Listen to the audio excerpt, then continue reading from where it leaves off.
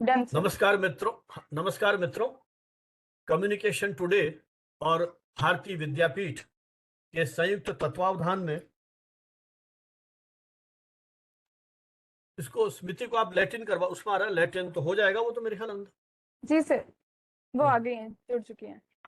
हाँ, तो भारतीय विद्यापीठ और कम्युनिकेशन टुडे के संयुक्त तत्वावधान में चल रही इस वेबिनार श्रृंखला में आप सभी मित्रों का हार्दिक स्वागत, अभिनंदन। यह हमारी इस श्रृंखला की 119वीं वेबिनार है।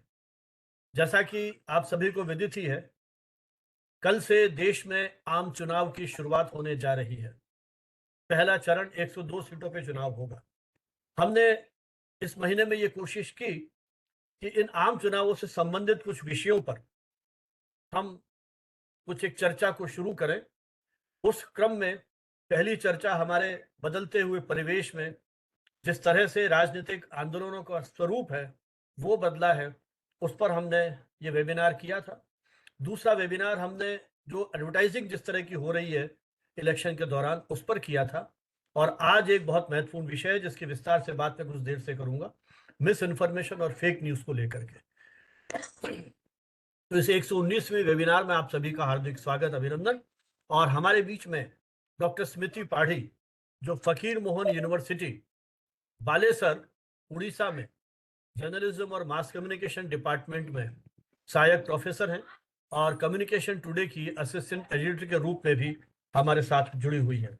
हमारी वेबिनार श्रृंखला में 3-4 बार वो एक्सपर्ट के रूप में भी विभिन्न विषयों पर उन्होंने संबोधित किया है। बालेसर में ज्वाइन करने के पहले वे स्वर्णिम गुजरात स्पोर्ट्स यूनिवर्सिटी वहां भी कार्य कर रही थी और स्पोर्ट्स जर्नलिज्म का नया पाठ्यक्रम शुरू करने की शुरुआत उन्होंने की थी। उसके पहले जयपुर के कुछ निजी विश्वविद्यालयों में उनका अध्यापन का अनुभव है। फोक मीडिया पर आपकी एक पुस्तक प्रकाशित हो चुकी है और स्वर्णिम गुजरात यूनिवर्सिटी में लगभग 200 एपिसोड आपने तैयार किए थे अपने यूट्यूब चैनल के लिए, और वो वहाँ के वंदे गुजरात चैनल है उस पर वो प्रसारित होते थे स्पोर्ट्स से जुड़े हुए विभिन्न विषयों पर। और आजकल बालेसर में रहते हुए उस फकीर मोहन यूनिवर्सिटी के मंच पर आपने एक परिचय करके श्रृंखला शुरू की है। तो जो भी विद्वान अलग अलग विषयों के उनके विश्वविद्यालय में आते हैं तो वो उनके एक्सपर्टीज के अनुसार एवं उनके इंटरव्यूज जो हैं शायद 27-28 एपिसोड वो अब तक तैयार कर चुकी हैं। तो मैं डॉक्टर स्मृति पाढ़ी से अनुरोध करूंगा कि वे आज सरस्वती वंदना के माध्यम से हमारे इस कार्यक्रम की शुरुआत करें। डॉक्टर स्मृति। बहुत बहुत धन्यवाद सर इस विस्तृत परिचय के लिए। आइए हम सभी माँ सरस्वती का आह्वान करते हुए इस कार्यक्रम को शुरू करें। या कुंदेन्दु तुषार हार धवला या शुभ्रवस्त्रामृता या वीणावरदण्डमण्डितकरा या श्वेतपद्मासना या ब्रह्माश्रुतशङ्कर प्रभृतिभिर्देवैः सदा वन्दिता सा मां पातु सरस्वती भगवती निःशेषजाड्याप्रहा।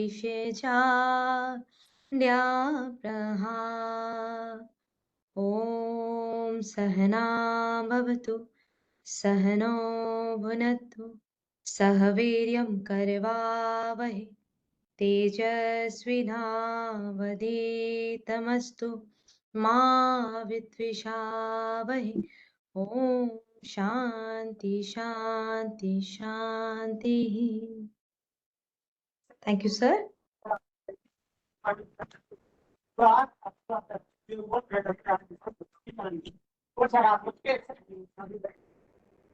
ये कोई आवाज आ रही है किसी का माइक? चलिए, बहुत बहुत धन्यवाद डॉक्टर स्मृति इस सुमधुर आवाज में सरस्वती वंदना की प्रस्तुति के लिए। आज जैसा मैंने शुरू में कहा कि आज के हमारी जो ये वेबिनार है वो मिस इन्फॉर्मेशन और फेक न्यूज़ इस पर केंद्रित है। इन चुनावों के दौरान इसका जो असर पड़ा है लोकतांत्रिक संस्थाओं पर, उसके अलग अलग संदर्भों पर हम बातचीत करेंगे। और एक्सपर्ट के रूप में हमारे साथ देश के विभिन्न अंचलों से 3 विशेषज्ञ हैं।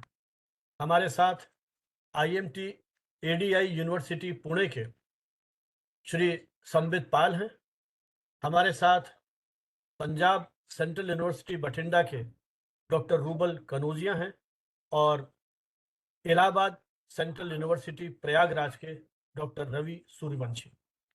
डॉक्टर रूबल कनौजिया अचानक, क्योंकि वो वहाँ की किसी कमेटी में है और कोई एक समस्या वहाँ की आ गई है चुनाव संबंधी, तो वो उस मीटिंग में है डिस्ट्रिक्ट एडमिनिस्ट्रेशन के साथ।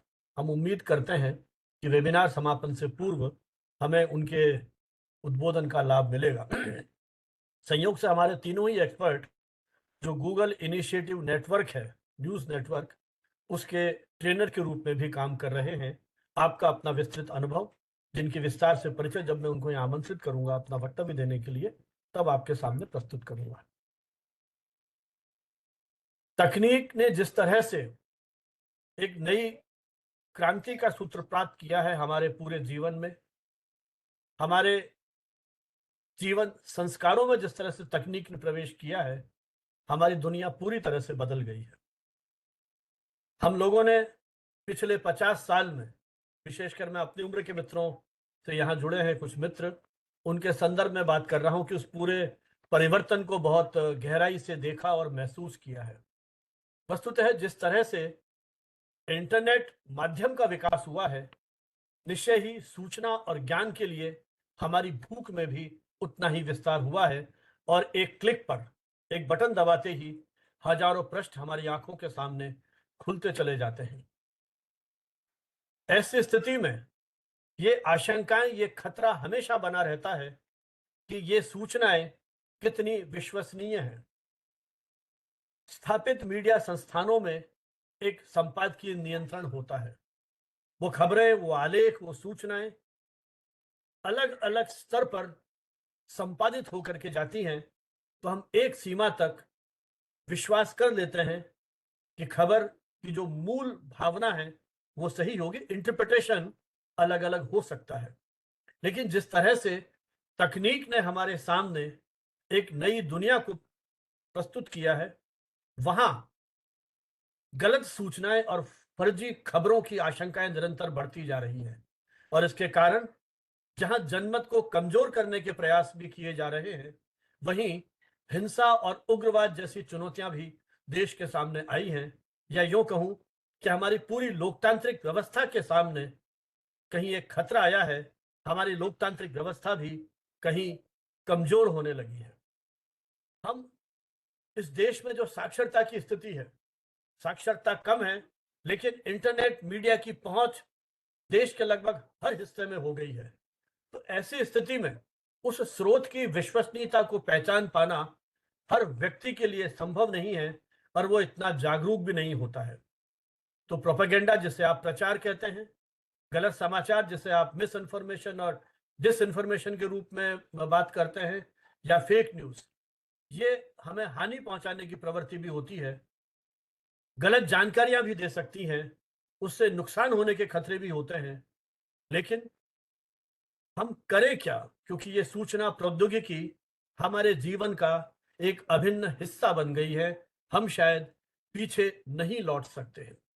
आत्म प्रचार की होड़ में भी इस प्रकार की अतिरंजनापूर्ण या अतिशयोक्तिपूर्ण खबरें जो है, सूचनाएं जो हैं, इन ऑनलाइन प्लेटफॉर्म्स के ऊपर उपलब्ध है।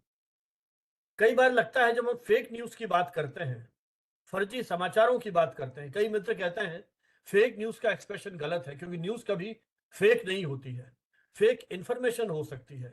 लेकिन यदि आप फेक न्यूज का वर्गीकरण करते हैं, तो क्या सही न्यूज का भी कोई वर्गीकरण किया जाना चाहिए, या ऐसी भी कहीं कोई संभावना हो सकती है? लेकिन अब इस नई सदी के पिछले 1-1.5 साल में जिस तरह से कृत्रिम बौद्धिकता या आर्टिफिशियल इंटेलिजेंसी या जनरेटिव AI, जो भी आप अलग अलग नामों से इस तकनीक को कहते हैं, उसने तो और अधिक चुनौतियां हमारे सामने रखी हैं। डीप फेक के दौर में हम पहुंच गए हैं। सेलिब्रिटीज, अभिनेता अभिनेत्रियों के जो छवियां हैं, फोटोग्राफ्स हैं, जो हमारे सेलिब्रिटीज हैं, प्रधान राजनीतिज्ञ हैं, प्रधानमंत्री से लेकर के विपक्ष के नेता, अपनी बात को पुष्ट करने के लिए उनकी छवियों के साथ, उनकी आवाज के साथ जिस तरह से खिलवाड़ किया जा रहा है, हमें दिग्भ्रमित करने के लिए पर्याप्त है।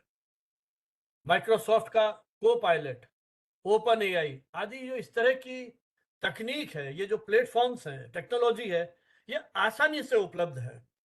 आम विद्यार्थी का एक्सेस उसके पास है। ये हमारी जो चुनौती है। लेकिन फिर वही लगता है कि इसमें दोष तकनीक का नहीं है, दोष है इस्तेमाल करने वाले का। इसलिए हमें यह देखना होगा कि खबर का स्रोत क्या है, संदेश वाहक कौन है। अब तक हम ये महत्वपूर्ण मानते थे, लेकिन इस कृत्रिम बौद्धिकता ने या तकनीक ने उस संदेश वाहक के लिए भी, या जो मैसेंजर है उसके लिए भी एक नई चुनौती खड़ी कर दी है। विशेषकर महामारी के दौर में, कोविड के दौर में ये खतरे बहुत अधिक थे। जहां हम किस तरह से इनका इलाज किया जाए, या इसको लेकर के जिस तरह से भ्रामक सूचनाएं प्रसारित की गई, उसने हमारे सामने एक नई चुनौतियों को खड़ा किया था।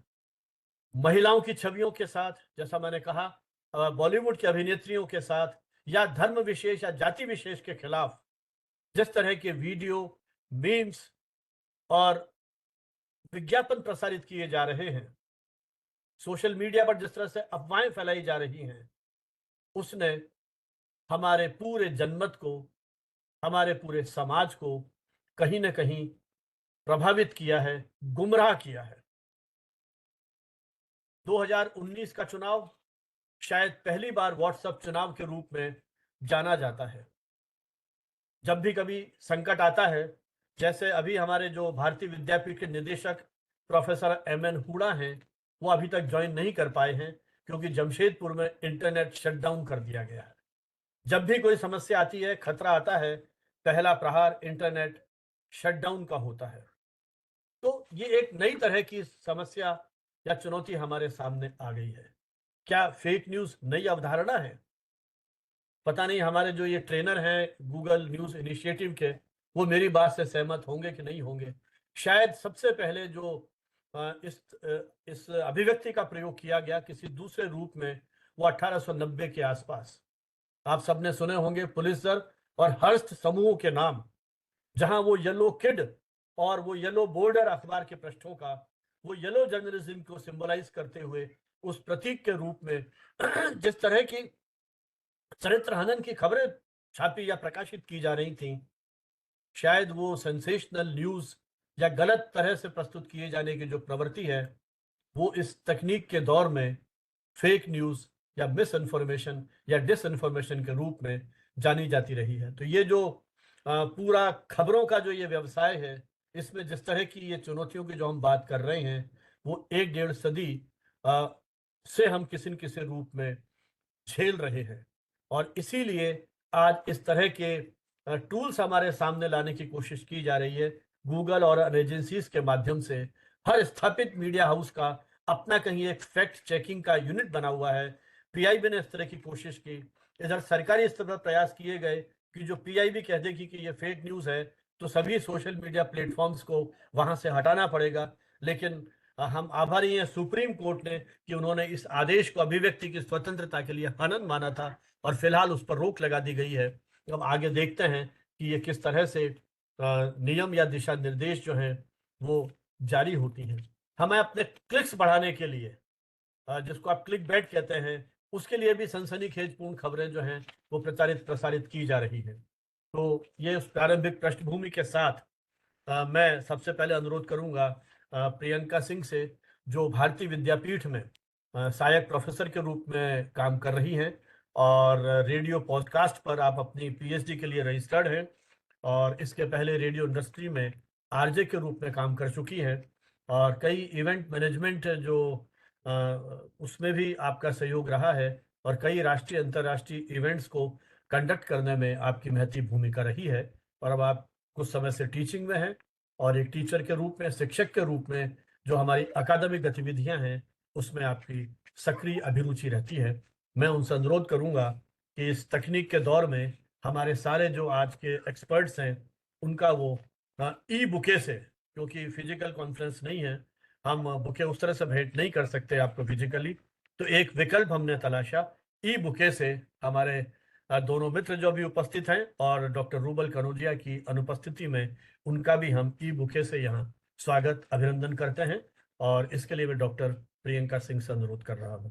जी सर, बहुत बहुत धन्यवाद मुझे मौका देने के लिए। और हमारे और कम्युनिकेशन टुडे की तरफ से आप सबको ये ई बुके का भेंट स्वीकार करें। और हमारे हुड्डा सर हमेशा बोलते हैं कि ये जो बुके है इसमें जो फ्रेगनेंस है उसे हमें फील करना चाहिए। और इस बुके का जो स्पार्क है, जो शाइन है, वो हमेशा हमें अपनी लाइफ में इनवाइट करना चाहिए। तो मेरी तरफ से सब आप सब लोग के लिए message. Thank you so much sir. और हुडा साहब की अनुपस्थिति में उन्हीं के शब्दों को उठाते हुए कि जो ये सुरभि है, गंध है इस पुष्प की, खुशबू जो है उसको हम गिरफ्तार नहीं कर सकते, रोक नहीं सकते, तो हम भी चाहते हैं कि विचार रूपी खुशबू जो है वो इसी तरह से फैलती रहे। यह हमारे सारे जो डेलिब्रेशंस हैं हमारे यूट्यूब चैनल पर हैं, लिंक अभी हम आपके साथ शेयर करेंगे। तो आपसे अनुरोध है कि आप हमारे यूट्यूब चैनल को सब्सक्राइब करें, मित्रों के साथ साझा करें और अपनी टिप्पणियों से हमारा उत्साहवर्धन करें। लगभग 200 घंटे की रिकॉर्डिंग और अलग अलग क्षेत्रों के एक्सपर्ट्स पिछली 118 वेबिनार्स में आ चुके हैं। आप जब भी अपनी समय सुविधा के अनुसार, विशेषकर जो मीडिया के विद्यार्थी हैं उनके लिए ये चर्चा मुझे लगता है बहुत महत्वपूर्ण हो सकती है। एक विषय के अलग अलग पक्षों पर किस तरह से चिंतन किया जाए, किस तरह से लिखा जाए, तो उसके सूत्र वाक्य उनको वहां से मिल सकते हैं, एक दिशा निर्देशन मिल सकता है। यह हमारा छोटा सा अभियान है, शैक्षिक अभियान के रूप में हमने इसको आगे चलाया है। यही चैनल यदि हमारा सनसनीखेज खबरों को लेके होता, राजनीतिक व्यवस्था पर केंद्रित होता, तो शायद रातों रात में हमारे लाखों व्यूअर्स हो सकते थे। लेकिन चूंकि ये एक, क्योंकि विचारों का निवेश और इस प्रकार के जो आंदोलन हैं उनके माहौल तैयार करने में, परिवेश तैयार करने में काफी मेहनत लगती है। और हम 3.5 वर्ष से ये काम कर रहे हैं और 100 वेबिनार के बाद हमने भारतीय विद्यापीठ के साथ एक तरह से सहयोग लिया, उनका सहयोग हमको मिला, एमओयू साइन किया। और अब ये दोनों जो इंस्टीट्यूशंस हैं, क्योंकि भारतीय विद्यापीठ तो खैर एक दिल्ली का आईपी यूनिवर्सिटी के एफिलिएटेड कॉलेज है और वहाँ का मास कॉम डिपार्टमेंट बहुत रिच डिपार्टमेंट है, मुझे मौका मिला वहाँ जाने का। और उन्हीं का ये अपन जो प्लेटफॉर्म है यूज़ कर रहे हैं, लाइव टेलीकास्ट भी हो रहा है। उनका अपना स्टूडियो है जहाँ से वो अपना न्यूज़ बुलेटिन जारी करते हैं, डिस्कशंस रिकॉर्ड करते हैं। तो पत्रकारों की, मीडिया कर्मियों की नई पीढ़ी तैयार कर रहे हैं। और कम्युनिकेशन टुडे भी पिछले 28 वर्षों से नियमित रूप से प्रकाशित हो रहा है। देश के अनेक शिक्षकों के, विद्यार्थियों के आलेख उसमें छपे हैं। अब तक हम 11 विशेषांक प्रकाशित कर चुके हैं और ये सारे विशेषांक हमारी वेबसाइट communicationtoday.net पर उपलब्ध हैं। 28 वर्षों के सारे अंक आप उस पर देख सकते हैं, उनको पढ़ सकते हैं। तो इसी सूचना के साथ अब मैं आमंत्रित कर रहा हूँ संबित पाल जी को। संबित पाल जी से मुझे याद नहीं आता मिलना हुआ कि नहीं हुआ, क्योंकि ढेंकानाल में 2-3 बार गया हूँ। आईएनसी की जो ढेंकानाल ब्रांच है वहां पर आपने कुछ समय तक अध्यापन कार्य किया था और उसके बाद आप MIT ADT जो यूनिवर्सिटी है पुणे की, निजी क्षेत्र की एक बहुत प्रतिष्ठित यूनिवर्सिटी है, वहां पर आप जर्नलिज्म का जो डिपार्टमेंट है उसके एक तरह से इंचार्ज डायरेक्टर के रूप में काम कर रहे हैं। मीडिया का आपका राष्ट्रीय अंतर्राष्ट्रीय अनुभव है। हम संबित जी को एक मल्टी मीडिया जर्नलिस्ट कह सकते हैं। विभिन्न मीडिया हाउस का आपका अपना व्यापक अनुभव। जहां तक डिग्री की बात है, आपने अपना जो मास्टर्स है वो इंटरनेशनल जर्नलिज्म में किया। वो किया था आपने कॉर्डिम यूनिवर्सिटी इंग्लैंड से, और एक शेवलिंग फेलोशिप आपको मिली थी ये पाठ्यक्रम करने के लिए। तो यूके में रह करके आपने ये अपना कोर्स किया और उसके बाद जब वापस आप हिंदुस्तान में आते हैं तो टीचिंग में आने से पहले आप टाइम्स नाउ के ब्यूरो प्रमुख थे। जी न्यूज़, स्टार आनंद, कोलकाता टीवी आदि प्रमुख टीवी चैनल्स के साथ आप जुड़े रहे। और मास्टर्स के पहले प्रेसिडेंसी कॉलेज जो कोलकाता का एक प्रतिष्ठित कॉलेज है वहाँ के आप एलुमनाई रहे, एलुमनस रहे। फिर जैसा मैंने आपसे कहा कि Indian institute of mass communication संयोग से इस इंस्टीट्यूट को भी अब डीम्ड यूनिवर्सिटी की मान्यता मिल गई है। वहाँ का जो ढेंकानल सेंटर है, जहाँ प्रोफेसर मृणाल चटर्जी हैं, जो हमारे वेबिनार्स में कई बार आए हैं, और प्रोफेसर मृणाल जी ने ही मुझे रेफर किया था संबित जी से संपर्क करने का, और इनको हमने यहाँ आमंत्रित किया है। जैसा मैंने शुरू में कहा था कि गूगल न्यूज़ इनिशिएटिव के आप ट्रेनर हैं, आपने ट्रेनिंग प्राप्त की है, और उसके माध्यम से देश के अनेक अंचलों में, इंस्टीट्यूशंस में, मीडिया कर्मियों के बीच में आपने फैक्ट चेकिंग के ये जो कोर्सेज हैं, वर्कशॉप्स हैं, वो आयोजित की है। आपकी एक पुस्तक प्रकाशित हो चुकी है, बंगाल कॉन्ड्रम। ये पुस्तक आपकी बंगाल की राजनीति पर केंद्रित है। सोशल मीडिया और पॉलिटिकल कम्युनिकेशन और ये फैक्ट चेकिंग इत्यादि जो विषय हैं, ये आपके एरिया ऑफ इंटरेस्ट, या यूँ कहूँ कि एरिया ऑफ एक्सपर्टीज के हैं। तो मैं संबित पाल जी से अनुरोध करूंगा कि वे जो कुछ अनुभव आपका इस क्षेत्र में है, और विशेषकर राजनीतिक परिदृश्य में जिस तरह की चुनौतियां एक आम मतदाता के सामने, आम नागरिक के सामने हैं, उन चुनौतियां और उसके संभावित समाधान, उसके संदर्भ में अपने कुछ अनुभव हमारे साथ साझा करें। भाई Sambit Pal ji.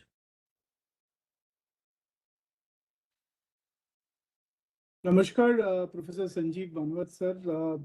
It is really great pleasure for me कि ये कम्युनिकेशन टुडे भारतीय विद्यापीठ का जो ये वेबिनार सीरीज चल रहा है, उधर आने का मौका मिला मुझे, और कुछ जो अनुभव है मेरा इस विषय पर वो शेयर करने का मुझे मौका मिल रहा है। So thank you very much sir. Can I share my screen because I want to show. हाँ, कर सकते हैं आप। हाँ हाँ सर बिल्कुल कर सकते हैं। हाँ। ओके, अगर मुझे होस्ट का आपको प्रेजेंटर बना दिया है सर।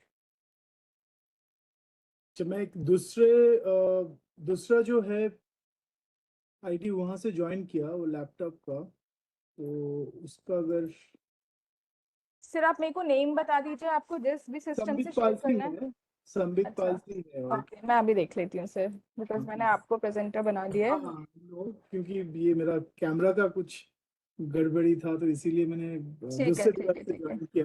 मैं एक प्रेजेंटर सर बना दिया है।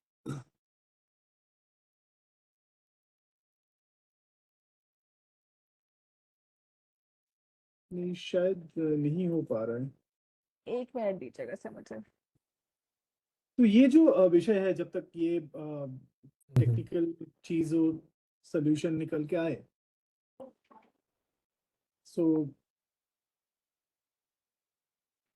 दूसरा कुछ आईडी है, दूसरा दिखा दे रहा है। सर वो शो हो रहा है, मैं उसे प्रेजेंटर बना रही हूँ। अच्छा, ये Yes, आपको वो चेंजेस शो नहीं कर रहे, तो I guess it will take some time. Okay. ठीक, 1 मिनट दीजिए। ये जब भी कभी fix this and while we fix it. Sir I guess आप चेक करो, hopefully this things are be now fixed. No, मेरा नो नहीं Sir, now you would be able to. Just a minute.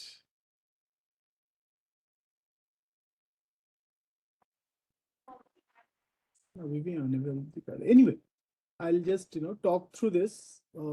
Not a problem. I just wanted to show some sir slides. Just refresh your screen, otherwise I guess आप presenter और co-host बन चुके हैं, तो now you will not face any issue. नहीं, इस ID से नहीं हो रहा है शायद, I don't know why.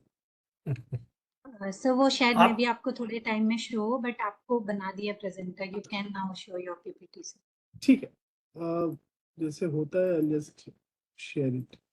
Anyway, जब भी कोई बड़ा इंसिडेंट या इवेंट होता है, then we fact checkers, we were apprehensive. We are always apprehensive that there would be wave of misinformation. बहुत सारे ऐसे इंफॉर्मेशन आएगा जो हमारे पूरा न्यूज इकोसिस्टम को pollute कर देगा, because those are mostly false information that will be shared. So election is one such event which is actually putting a lot of threat in this whole information ecosystem. क्योंकि ये हम लोग जानते हैं कि this in 2024 60 से ज्यादा देशों में ये इलेक्शंस होने जा रहा है, including India, including United States of America and United Kingdom as well. And everywhere, सब जगह में एक ही चीज जो बार बार सामने आ रहा है कि ये डिजिटल स्पेस में इतने सारे कम्युनिकेशन होने जा रहे हैं इस बार, तो उसमें फॉल्स इंफॉर्मेशन या फेक न्यूज वो फ्लड कर देगा हमारे पूरा कम्युनिकेशन को। इलेक्शंस क्यों threat, why is it a threat? Election time क्यों थ्रेट में है? हम लोग अगर इंडिया का सिचुएशन देखें, 2014 से ये इलेक्शन जो है वो वर्चुअल मोड में जा रहा है, at least campaigning is going in virtual mode. Twitter election कहा गया 2014 इलेक्शंस को, 2016 में जब यूएस इलेक्शन हुआ, from there this concept of fake news that started coming in. 2019 में सोशल मीडिया में इलेक्शन का कैंपेन जो है वो बहुत तरीके से ये कैंपेनिंग हुआ। उसके बाद 2024 में जो थ्रेट हमें नजर आ रहे हैं वो है कि technology has developed a lot, it is just not social media, but as Banwat sir has pointed out that artificial intelligence is going to disturb this whole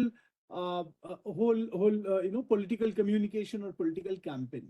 सुनो, This is पेंटिंग कर शुरू तो इधर उससे बोला तुम्हें निकालने को, give it to me. okay. हाँ,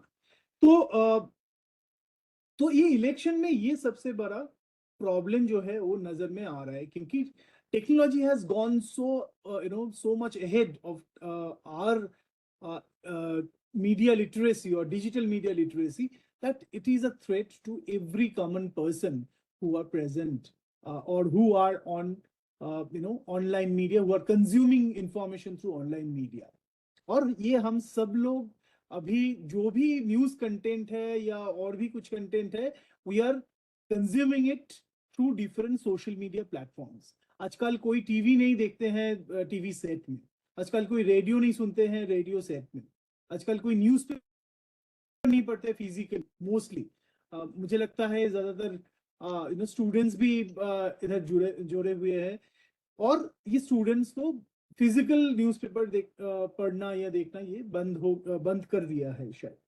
So everyone is consuming it on digital platforms, be it e-newspaper, be it content which is coming through WhatsApp, content which is there on Instagram, on Facebook. So many social media channels are there. Now that is where the threat lies, because जब भी कोई election आता है तो then all the politicians, कोई भी पक्ष का हो, they want to communicate their point of view to the voters, to the electorate, that is us who are going to vote.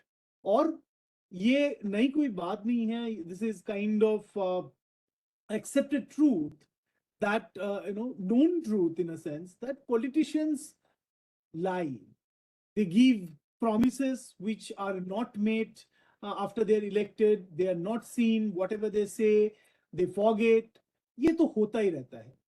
और अब जब ये डिजिटल मीडिया आ गया है सामने, जब ये सोशल मीडिया प्लेटफॉर्म्स हाथ में आ गया है, तब ये लोग इसका इस्तेमाल ऐसे कर रहा है जहां ये मेन स्ट्रीम मीडिया का या मीडिया का रोल ही ऑलमोस्ट खत्म होने वाले हैं, क्योंकि ये जो पॉलिटिशियंस है ये डायरेक्टली वोटर के साथ, इलेक्टोरेट के साथ कनेक्ट करने का कोशिश कर रहे हैं और कनेक्ट कर रहा है।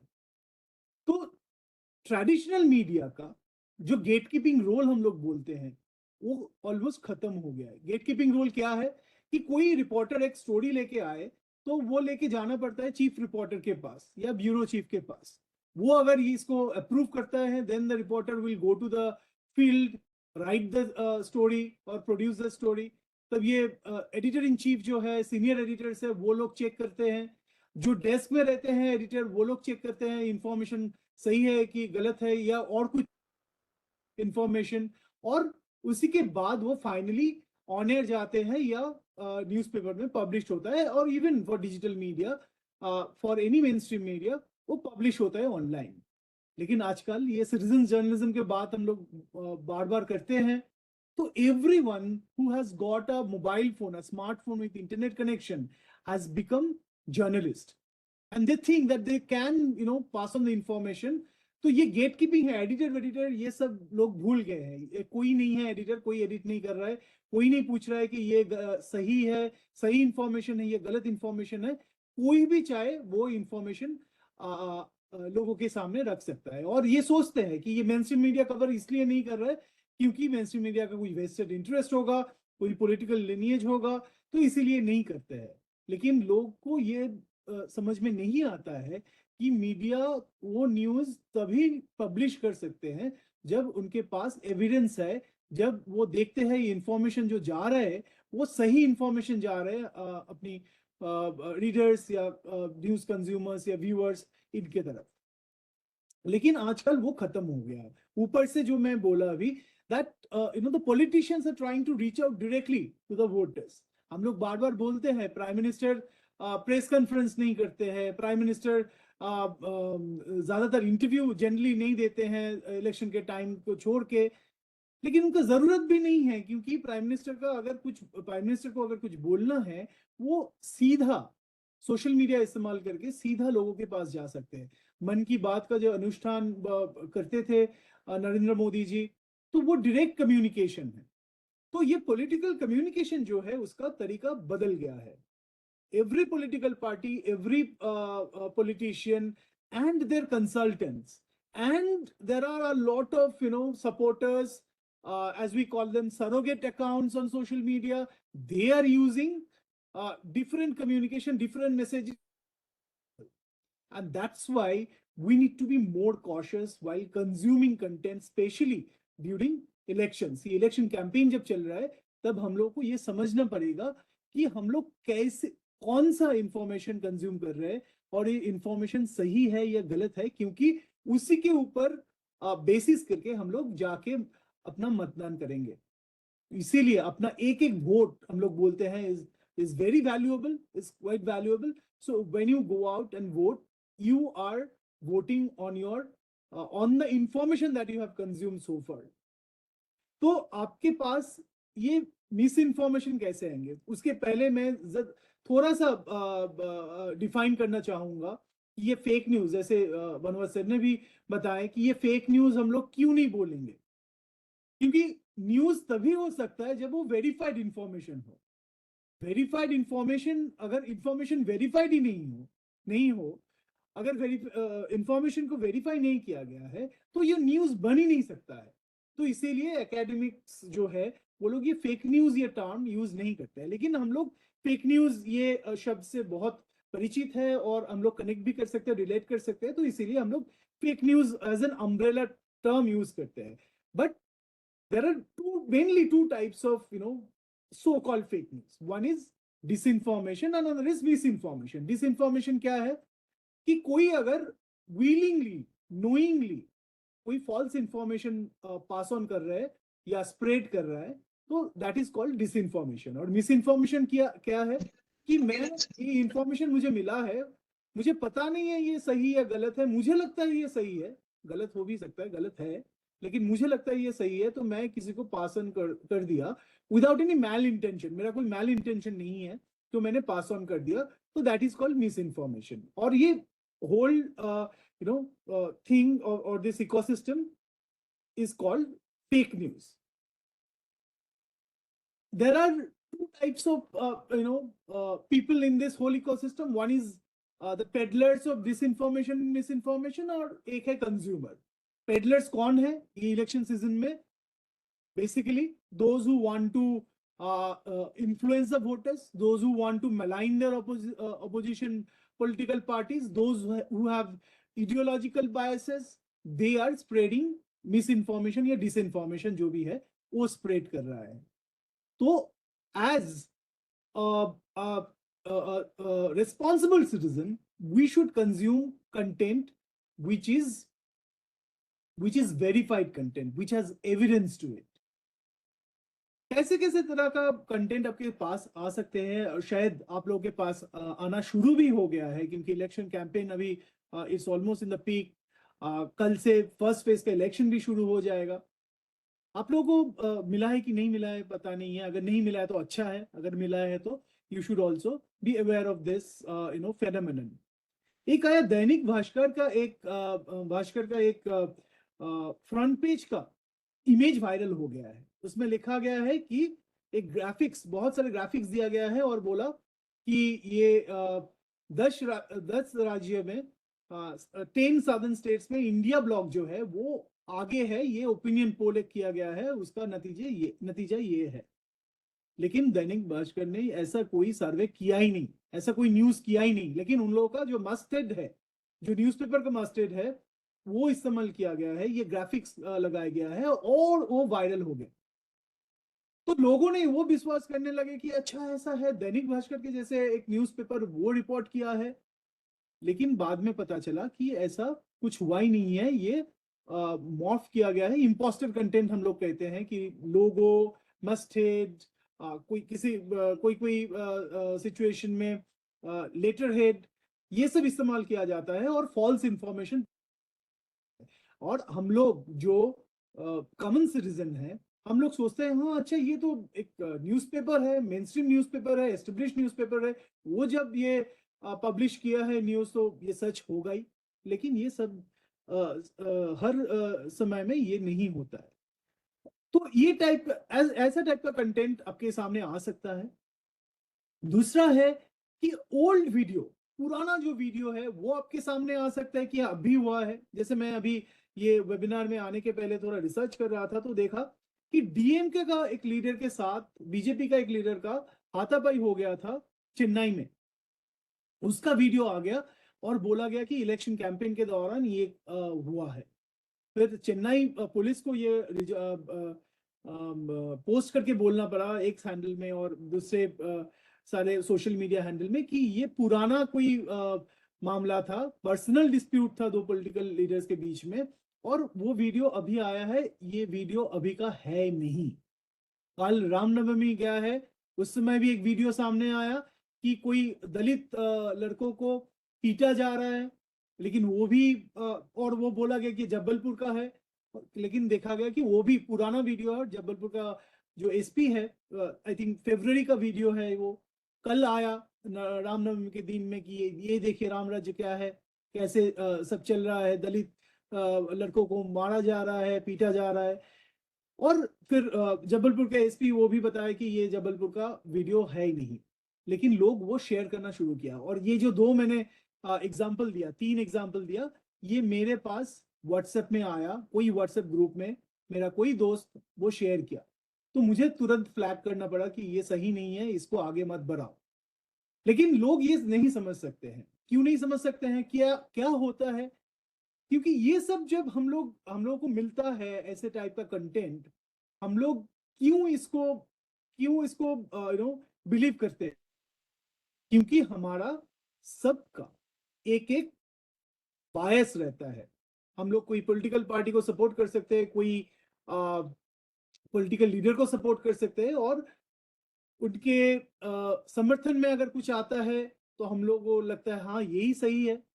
अगर उनके ऑपोजिशन कोई लीडर या ऑपोजिशन पॉलिटिकल पार्टी के खिलाफ अगर कुछ कंटेंट आ जाता है, हम लोग सोचते हैं हाँ ऐसा ही होना चाहिए था, ये तो सही है, ऐसा ही है, तो हम लोग उसी विश्वास से इसको आगे बढ़ाते हैं। तो ये नहीं करना चाहिए। और उसके ऊपर जो सबसे बड़ी थ्रेट अभी है ये पॉलिटिकल कैंपेन में, वो है एआई का इस्तेमाल करना, आर्टिफिशियल इंटेलिजेंस। ये नया कोई चीज नहीं है, डीप फेक नया कोई चीज नहीं है। 2020 या 2019 में बीजेपी का जो दिल्ली का प्रदेश अध्यक्ष रह चुके हैं मनोज तिवारी, उनका वॉइस भी डीप फेक के डिफेक्ट टेक्नोलॉजी यूज करके डिफरेंट लैंग्वेजेस में उसको उनका जो मैसेज था वो वोटर के पास पहुंचा गया था। उसमें मैल इंटेंशन तो नहीं था, वो लोग चाहते थे कि मनोज तिवारी जी का जो मैसेज है वो हरियाणवी, हिंदी, इंग्लिश, बहुत सारे भाषाओं में लोगों के पास पहुंचे। लेकिन जो लोग ये वोट करने के लिए जा रहे हैं, कोई हरियाणा से कोई लोग अगर वोट करने के लिए जा रहे हैं और उनके पास अगर ऐसे टाइप का मैसेज आता है कोई पॉलिटिकल लीडर के पास से जो हरियाणवी में बात कर रहा है, तो एक इमोशनल कनेक्ट भी बन सकता है और वो वोटर उससे प्रभावित भी हो सकता है, शायद हो चुके थे, और वो जाके वो उनको वोट भी कर सकते हैं, उनका पार्टी को वोट भी कर सकते हैं। लेकिन ये तब तक सही है जब तक आप उसको बता देते हो कि ये एआई टेक्नोलॉजी से इसका वॉइस क्लोनिंग किया गया है। लेकिन ये 2-3 दिन में 2-3 वीडियो ऐसा आया है, जैसे जो फिल्म आर्टिस्ट है उनका एक वॉइस एआई टेक्नोलॉजी यूज करके क्लोन किया गया है, और he is as if supporting Congress and criticising Narendra Modi, ऐसा वीडियो भी सामने आया। आमिर खान इज सपोर्टिंग कांग्रेस, ऐसा वीडियो भी सामने आया। बाद में पता चला कि उसका वॉइस जो है वो सही नहीं है, असली वॉइस नहीं है, उसको भी एआई से क्लोन किया गया है। कुछ दिन पहले दिल्ली का जो मुख्यमंत्री है अरविंद केजरीवाल जी, उनका कुछ मैसेज ऐसे ही सामने आया, बाद में पता चला वो एआई से उनका वॉइस क्रिएट किया गया था और वो सामने आ गया। तो जो कॉमन सिटीजन है उनके पास अगर ये वीडियो आता है या ऑडियो क्लिप आते हैं, तो उनको नहीं लगेगा कि ये सही गलत क्या है, सही है कि नहीं, एविडेंस क्या है नहीं है, वो नहीं लगता है। उनको लगता है अच्छा ऐसा हो ही सकता है, इनका वॉइस तो एग्जैक्टली उनका ही है, अरविंद केजरीवाल जी का है या रणवीर सिंह का है या आमिर खान का है। वो उतना सोचेगा ही नहीं, वो सामने आगे उसको फॉरवर्ड कर देगा या शेयर करेगा।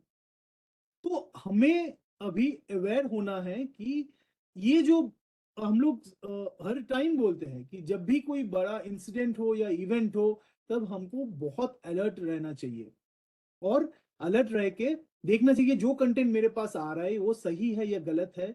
जब तक मैं 100% श्योर नहीं होता हूं ये सच है, तब तक मैं उसको फॉरवर्ड नहीं करूंगा। ये खुद के ऊपर मतलब ऐसा सेंसरशिप लगाना चाहिए। तो इसी सीजन में क्या करना चाहिए हम लोगों को? पॉलिटिशियंस बहुत सारे बातें बोलेंगे, पॉलिटिकल लीडर्स ने बहुत सारे प्रॉमिसेस करेंगे, उनके पास से, पॉलिटिकल पार्टीज के पास से या उनका सपोर्टर्स के पास से बहुत सारा कंटेंट आएगा, अननोन सोर्सेस से भी कंटेंट आएगा, because we are on different WhatsApp group या सोशल मीडिया ग्रुप में हैं हम लोग। तो वो आना, सोशल मीडिया जो प्लेटफॉर्म्स है वो लोग बोल रहे हैं कि हाँ हम लोग कोशिश कर रहे हैं कि fake information, fake video, false manipulated video ये सामने ना आए, हम लोग कोशिश कर रहे हैं। लेकिन वो भी फुल प्रूफ नहीं होता है, because someone is not doing it manually कि बैठे बैठे चेक कर रहे हैं, हर पोस्ट चेक करके उसको अप्रूव कर रहा है, ऐसा नहीं होता है। It is also done by some AI technology, some ML technology, machine learning technology. उसी हिसाब से वो लोग क्रॉस चेक कर रहे हैं और फ्लैग कर रहे हैं जब वो लोग डिटेक्ट कर पा रहे हैं। लेकिन उतना समय नहीं रहता है, और ऊपर से जो वेरियस फैक्ट चेकिंग वेबसाइट्स है, फैक्ट चेकर्स है, वो लगातार काम कर रहे हैं ये क्रॉस चेक करने के लिए। कोई भी इंफॉर्मेशन आ जाए तो वो सही है या गलत है, कोई वीडियो अगर आ गया है तो उसका आगे पीछे क्या था नहीं था वो भी वेरीफाई करना जरूरी होता है। तो फैक्ट चेकर्स ने भी वो कर रहा है कंटिन्यूस। लेकिन फैक्ट चेकर्स जब तक वो फैक्ट चेक करके सामने लाएंगे, इलेक्शन कमीशन ऑफ इंडिया उन्होंने भी ये सर्विस शुरू किया है कि इलेक्शन रिलेटेड कोई मिस इन्फॉर्मेशन हो तो वो लोग भी फ्लैग करेंगे, ये भी उन लोगों का यूनिट है अभी। लेकिन वो लोग जब तक इसका फैक्ट चेकिंग करेंगे, जब तक इसको सही या गलत है ये वो बताएंगे, तब तक ये इंफॉर्मेशन बहुत millions and millions of people will already consume that content, वो लोग के पास वो चला जाएगा। तो हमें क्या करना चाहिए इस सिचुएशन में? मेरा एक अब्रिविएटेड फॉर्मूला है, वो है राइज, RIAC। राइज क्या है? R is for restrain your emotion. क्योंकि हम लोग कोई भी मिस इन्फॉर्मेशन शेयर कर देते हैं, बिलीव करते हैं, क्योंकि वी गेट इमोशनली ओवरवेल्म। वो हम ये भी हो सकता है कि हम लोग बहुत खुश हो जाते हैं, ये कोई कंटेंट देखे, कोई वीडियो देखे, कोई मैसेज हमारे पास आ जाए तो हम लोग बहुत गुस्से में भी हो सकते हैं कि ऐसा कैसे हो गया है। मजा भी मिल सकता है हम लोगों को कोई कंटेंट देख के। तो उसी दौरान जो है हम लोग रैशनली जो सोचना है, ये देखना है, माइन्यूटली जो देखना है, ये हम लोग उस समय नहीं करते हैं। So first, restrain your emotion before you believe in any content or share it with others. Restraint बहुत जरूरी है. Second is I, investigate. क्या investigate करना है? You are not expert. All of us are not expert in detecting fake news or false content. लेकिन हमें ये पूछना चाहिए खुद को कि ये जो मैं देख रहा हूँ, ये जो मैं कर रहा हूँ, ये सही है? ये किसने क्रिएट किया? ये कहाँ से आया? कौन शेयर कर रहा है? उसका कोई इंटरेस्ट है क्या? वो क्यों शेयर कर रही है? इसके पीछे क्या एविडेंस है? ये देखना जरूरी होता है. Then S, search for authentic sources. Authentic sources क्या हो सकता है? अगर आपको ये दैनिक भास्कर का जो है एक क्लिप मिल गया, ऐसे बहुत सारे क्लिप्स आपको मिल सकता है. और बहुत सारे ऐसे नॉर्मल टाइम में भी, इलेक्शन छोड़ के भी ऐसे कंटेंट आते हैं कि आज तक का कोई लोगो यूज कर लिया और कुछ डाल दिया, एज इफ आज तक हैड एयर्ड दैट कंटेंट. वो खबर आज तक ने दिखाया, ऐसा कुछ आता है, उसका स्क्रीनशॉट आ जाता है. सो ऐसे अगर होता है, go directly to the source. Dainik Bhaskar का आ गया तो दैनिक भास्कर के साइट में जाइए, देखिए वो लोग ये रिपोर्ट किया है कि नहीं. आज तक के कोई स्क्रीनशॉट आ जाए, आज तक के पास जाए, आज तक के वेबसाइट में जाइए और देखिए कि वो लोग ऐसा कुछ रिपोर्ट किया है कि नहीं. बोल रहे हैं कि इलेक्शन कमीशन ने बोल दिया कि इलेक्शन बंद हो जाएगा, ऐसा भी कुछ हो सकता है. तो इलेक्शन कमीशन के वेबसाइट में जाइए और देखिए कि ऐसा कुछ उन लोगों ने बोला है कि नहीं. ये बोल सकता है कि नरेंद्र मोदी ने ऐसा ऐसा बोला है, तो उनका सोशल मीडिया अकाउंट में जा सकते हैं, बीजेपी का सोशल मीडिया अकाउंट में जा सकते हैं और देख सकते हैं ऐसे सच में बोला है कि नहीं. अगर नहीं बोला है तो अगर वो आया है तो वो भी आप देख सकते हो. तो always search for original source. किसी को नहीं मिल रहा है तो कोई एक्सपर्ट से पूछिए. कोई आपको आपका जान पहचान कोई हो जिसको इस चीज के बारे में कुछ जानकारी हो सकता है, ऐसे किसी से बात कीजिए. But do not share it blindly, do not believe in it blindly. और last is E, ensure that you are 100% sure that it is 100% authentic content that you are watching or consuming or reading. अगर वो आपको लगता है हाँ इसके पीछे evidence है, मुझे एविडेंस मिला है, तब जाके इसको शेयर कीजिए. और लास्ट एक बात कहूंगा मैं, ये जो व्हाट्सएप ग्रुप होता है ना, स्पेशली फैमिली व्हाट्सएप ग्रुप, जिसमें बहुत एल्डरली सिटीजन्स रहते हैं जो उतना समझते नहीं है ये जो टेक्नोलॉजी के बात हम लोग कर रहे हैं अभी. तो वो लोग जो भी आता है वो बिलीव करते हैं और वो शेयर भी कर देते हैं और वो ग्रुप में मिलता है. And it is just not elderly person, even educated person, even most authentic person also can feed false information or share false information.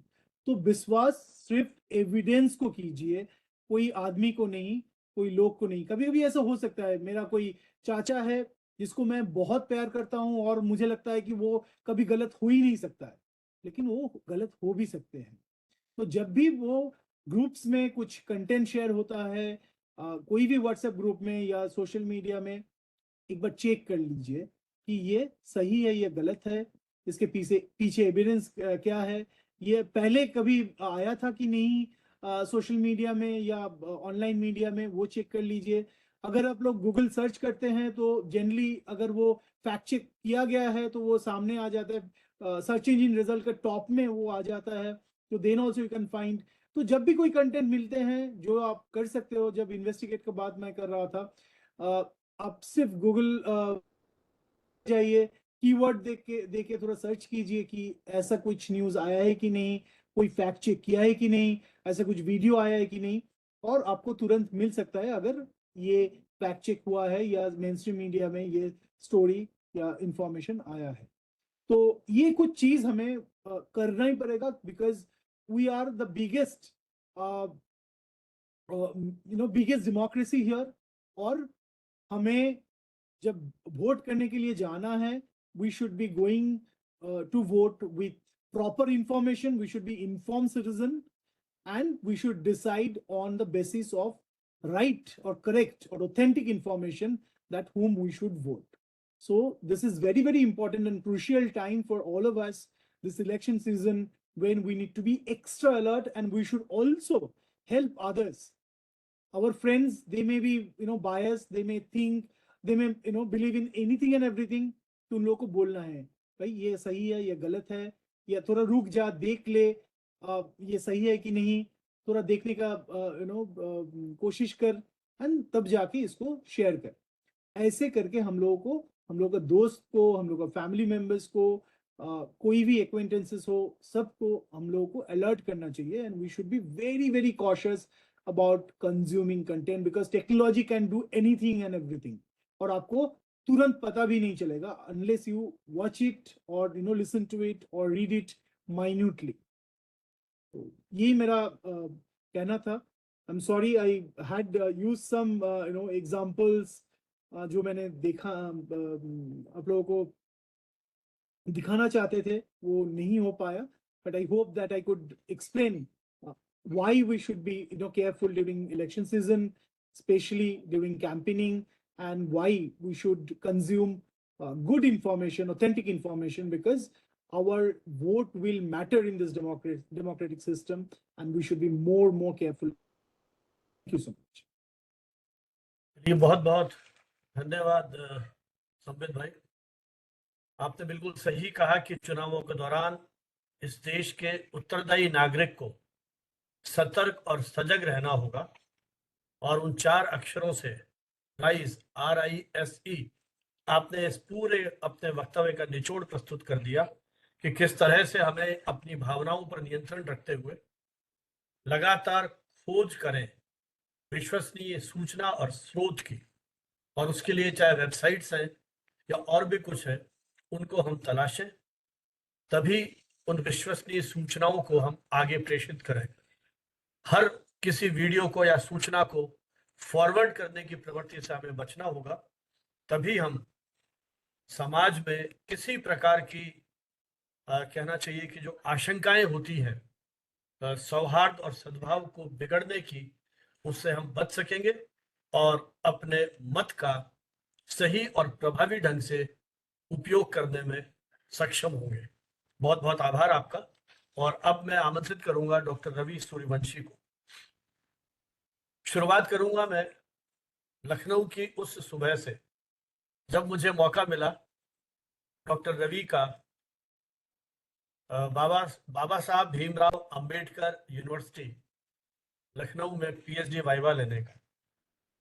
शिक्षक के रूप में देश के अनेक विश्वविद्यालयों में अनेक बच्चों के वाइवा लिए, लेकिन कुछ ऐसे रिश्ते बन जाते हैं जो आगे भी चलते रहते हैं, और ऐसा ही एक रिश्ता रवि के साथ जुड़ा। मेरे ख्याल किसी भी शिक्षक के लिए ये गर्व और संतोष की बात हो सकती है। हालांकि वैसे पढ़ाया नहीं मैंने रवि को, लेकिन फिर भी एक शिक्षक विद्यार्थी का संवाद उस PhD परीक्षक के रूप में जुड़ा, और फिर तो कई मंचों पे मिलना होता रहा। लगातार हम टेलीफोन के माध्यम से संपर्क में रहे। मुझे इनके विश्वविद्यालय में, जब ये central university of south Bihar Patna से उस विश्वविद्यालय को चला रहे थे, वहां मिला, और फिर जब गया में एक बार गया तो विश्वविद्यालय में नहीं, होटल में इनसे मिलना हुआ। जहां जहां भी मौका मिला मिलने की जो अवसर है उसको नहीं खोया। वर्तमान में doctor Ravi central university of Allahabad, देश की जो प्राचीनतम यूनिवर्सिटीज है उनमें से एक है, प्रयागराज, वहां पर आप अभी कुछ ही समय पहले, कुछ ही महीने पूर्व आपका वहां चयन हुआ। तो लगभग 1 दशक से आप अध्यापन कार्य में जुड़े हुए हैं, और शोध अनुसंधान में जो आपका एरिया ऑफ इंटरेस्ट है वो फिल्म और टीवी प्रोडक्शन है। आपने बहुत सारी फिल्म्स और डॉक्यूमेंट्रीज बनाई हैं, वो 20 फिल्म बनाई हैं, जो देश के अलग अलग हिस्सों में आयोजित जो फिल्म फेस्टिवल्स होते हैं वहां वो पुरस्कृत हुई है। 19 शोध पत्र आपके विभिन्न पत्रिकाओं में प्रकाशित हो चुके हैं, और 6 पुस्तकों में आपके आलेख भी हैं। टीचिंग में आने के पहले आप IBN 7, मोक्ष एडवर्टाइजिंग और सहारा समय न्यूज चैनल, इनके साथ इंटर्न के रूप में और वहां फिर एक एम्प्लॉय के रूप में आपने अपना करियर की शुरुआत की। MA में गोल्ड मेडलिस्ट रहे, लखनऊ यूनिवर्सिटी से आपने MA किया, और एक महत्वपूर्ण योगदान आपका रहा कि अभी टेलीविजन और फिल्म को लेकर के आपने जो हमारा स्वयं पोर्टल है इसके लिए एक MOOC कोर्स तैयार किया है। संयोग से मुझे भी उसमें 2 लेक्चर रिकॉर्ड करने का मौका दिया इन्होंने, और इसी के साथ उनके उस पूरे पाठ्यक्रम की संयोजन करने में, उसकी कल्पना करने में इन्होंने मेरा भरपूर सहयोग लिया, और अच्छा लगा कि उन्होंने अपनी मेहनत से ये पाठ्यक्रम जो है वो तैयार किया है। जब भी समय मिलता है मैं उस कोर्स पे देखता रहता हूँ कितने लोगों ने देखा, ये किया, तो बहुत अच्छा रेस्पॉन्स उस कोर्स के माध्यम से, लगभग शायद 2 वर्ष हो गए होंगे आपको ये शुरू किए हुए। और हाल ही में अभी कुछ ही समय पहले आपने गूगल न्यूज इनिशिएटिव, वस्तुतः गूगल ने एक राष्ट्रव्यापी अभियान चलाया, 2018 की बात है शायद, जिसमें इन्होंने मीडिया टीचर्स को तैयार किया कि वो एकेडमिक इंस्टीट्यूशंस के साथ साथ पत्रकार संगठनों में, प्रेस क्लब और दूसरे ऑर्गेनाइजेशन हैं, वहां जाकर फेक न्यूज को हम कैसे डिटेक्ट करें, इसके बारे में ट्रेनिंग दें। तो अब तो देश में एक बहुत बड़ा इस तरह का ग्रुप बन गया है, और इन्होंने हजारों लाखों विद्यार्थियों को और मीडिया कर्मियों को इस माध्यम से ट्रेंड किया है। तो जैसे संबित पाल जी इसके ट्रेनर रहे, वैसे डॉक्टर रवीश सूर्यवंशी भी इसके ट्रेनर हैं। तो आपका भी अपना लंबा अनुभव मीडिया का और मीडिया टीचिंग का और ट्रेनिंग का, मैं उनसे अनुरोध करूंगा कि वो जो कुछ आपने सीखा है, महसूस किया है, वो अनुभव हम सभी के साथ शेयर करें, क्योंकि बहुत बड़ा ग्रुप हमारे साथ आज जुड़ा हुआ है। लगभग मैं देख रहा था 80 से अधिक पार्टिसिपेंट्स हमारे साथ में हैं। तो आप अपना अनुभव यदि शेयर करेंगे तो निश्चय ही हमें ये जो महत्वपूर्ण मुद्दा है, बल्कि ये भी महामारी की तरह से फैल रहा है, जैसा संबित जी ने बहुत उदाहरण दिए, किस तरह के वीडियोस, नकली वीडियोस बनाए गए, किस तरह से आवाज को कॉपी की जाती है, तो ये हम सभी अपने आम जीवन में अनुभव करते हैं। तो आप इस विषय पर क्या सोचते हैं, हम आपसे जानना चाहेंगे, डॉक्टर रवि सूर्यवंशी। सबसे पहले मुझे मौका देने के लिए सर बहुत बहुत धन्यवाद। और मैं इस वेबिनार का पार्टिसिपेंट भी रहा हूँ, जो इसने जो शतक पूरा किया, उसमें बहुत सी ऐसी वेबिनार्स हैं जो मेरी इंटरेस्ट की थी और मुझे मौका मिला, उसमें बहुत से वेबिनार्स में पार्टिसिपेंट रहा, और आज मुझे इसमें स्पीकर की तरह बुलाया गया, तो इसके लिए बहुत बहुत धन्यवाद। आप दोनों ही मेरे सीनियर हैं, और बहुत सारी बातें आपने भी अपने इंट्रोडक्शन में बताई, और संबित सर ने तो बहुत ही अच्छे से उसे एलिबोरेट किया। तो बताने के लिए वैसे तो मेरे पास, क्योंकि मैं उनसे एक्सपीरियंस आप दोनों से ही बहुत कम हूँ, लेकिन जो कुछ मेरे एक्सपीरियंस है इससे जुड़े हुए, और जो मैंने बहुत सारी ट्रेनिंग्स कंडक्ट भी करी बिहार में, क्योंकि बिहार में जब हम कर रहे थे तो बहुत कम ट्रेनर्स थे वहां पर। तो हम 2 लोग थे वहां पर, 2 ही लोग पूरे बिहार को कवर करते थे। तो एक अच्छा एक्सपीरियंस मिला हमें इसको कंडक्ट करने के दौरान। और मजेदार बात थी कि एक बार मुझे मौका मिला, वहां पे एक सेंटर है, बी पार्ट सेंटर, जो ISMPCS की ट्रेनिंग देता है स्टेट लेवल पे। तो हमें लगता था कि शायद जो हमारे एडमिनिस्ट्रेशन के लोग हैं वो बेहतर जानते होंगे फेक न्यूज के बारे में, और हमने एक टेस्ट वहां पे रन किया कि हम 10 क्वेश्चन हमने पूछे कि वो डिटेक्ट करके बताएं। और मजेदार बात थी कि वो 10 के 10 सबके गलत ही उत्तर उन्होंने बताए। तो एक बहुत बड़ी अभी मतलब ट्रेनिंग की जरूरत है हर जगह पर फेक न्यूज पे। तो वापस आते हैं टॉपिक पे। देखिए, जब हम बात कर रहे हैं इस समय, जब हम इलेक्शन के दौर में कल जा रहे हैं और लोकसभा इलेक्शन कल शुरू हो रहे हैं, तो फेक न्यूज और जो ये फैक्ट चेकिंग की जो यूनिट्स बनी है, ये भरावसन ने भी इसको पॉइंट आउट किया कि जब PTI कह रहा है कि हम एक अपना PIB ने सॉरी कहा कि हम एक अपनी यूनिट बनाएं और उसको चेक करें चीजों को और वही सर्कुलेट किया जाए। सुप्रीम कोर्ट ने उसमें रोक लगाई, तो एक नई बहस उठी कि क्या अभी तक जिन रिपोर्ट्स को हम चेक कर रहे थे, तो अगर आप देखें तो बहुत सारे गूगल पे आर्टिकल में लेके अभी लोग लिख रहे हैं इसके बारे में कि क्या फैक्ट चेकिंग यूनिट्स को भी चेक करने की जरूरत है क्या, कि ऐसा तो नहीं कि वो कहीं इन्फ्लुएंस हो रही है। तो इस दौर में एक नई बहस आ गई है कि अभी तक हम न्यूज पे भरोसा नहीं कर रहे थे, और अभी एक ऐसा दौर आ रहा है, शायद आगे और ये बड़ा हो, कि हम फैक्ट चेकिंग यूनिट्स को भी उनके फैक्ट्स पहले चेक करेंगे, देन वो फिर फैक्ट्स आगे चेक करें।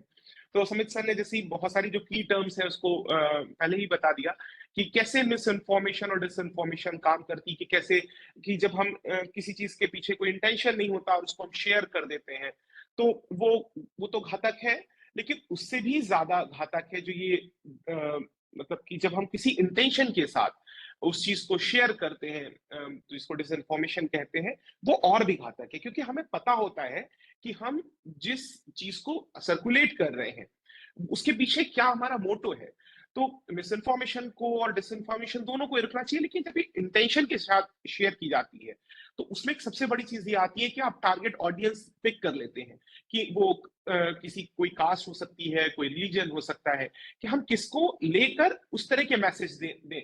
और आप अगर देखें पुरानी उठा के खबरें देखें तो बहुत सी ऐसी इंफॉर्मेशन है या बहुत से ऐसे राइट्स हैं, बहुत सी ऐसी इस तरह की जो न्यूज़ेस आई जिसमें एक छोटी सी इंफॉर्मेशन कि कोई पाकिस्तान का एक बच्ची का वीडियो था, उसको शेयर कर दिया गया किसी और रेफरेंस में, और वो एक बड़े बड़े रूप में परिवर्तित हो जाता है।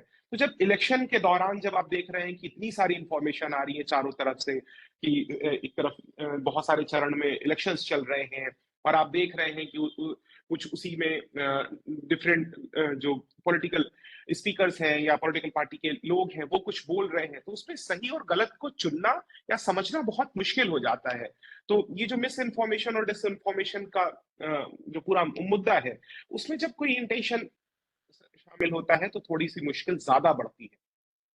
अब बात यह है कि ये इंपॉर्टेंट क्यों है, क्यों हम आखिर चर्चा कर रहे हैं कि इतना ज्यादा कि ये मतलब मिस इन्फॉर्मेशन या इलेक्शन के दौरान ये ऐसा क्यों जरूरी है, जैसे कि इसमें 3 वेबिनार इस मुद्दे पर रखे गए, क्योंकि ये एक डेमोक्रेटिक प्रोसेस है और हर 5 साल में हमें इलेक्शन में जाने का मौका मिलता है या वोट डालने का मौका मिलता है।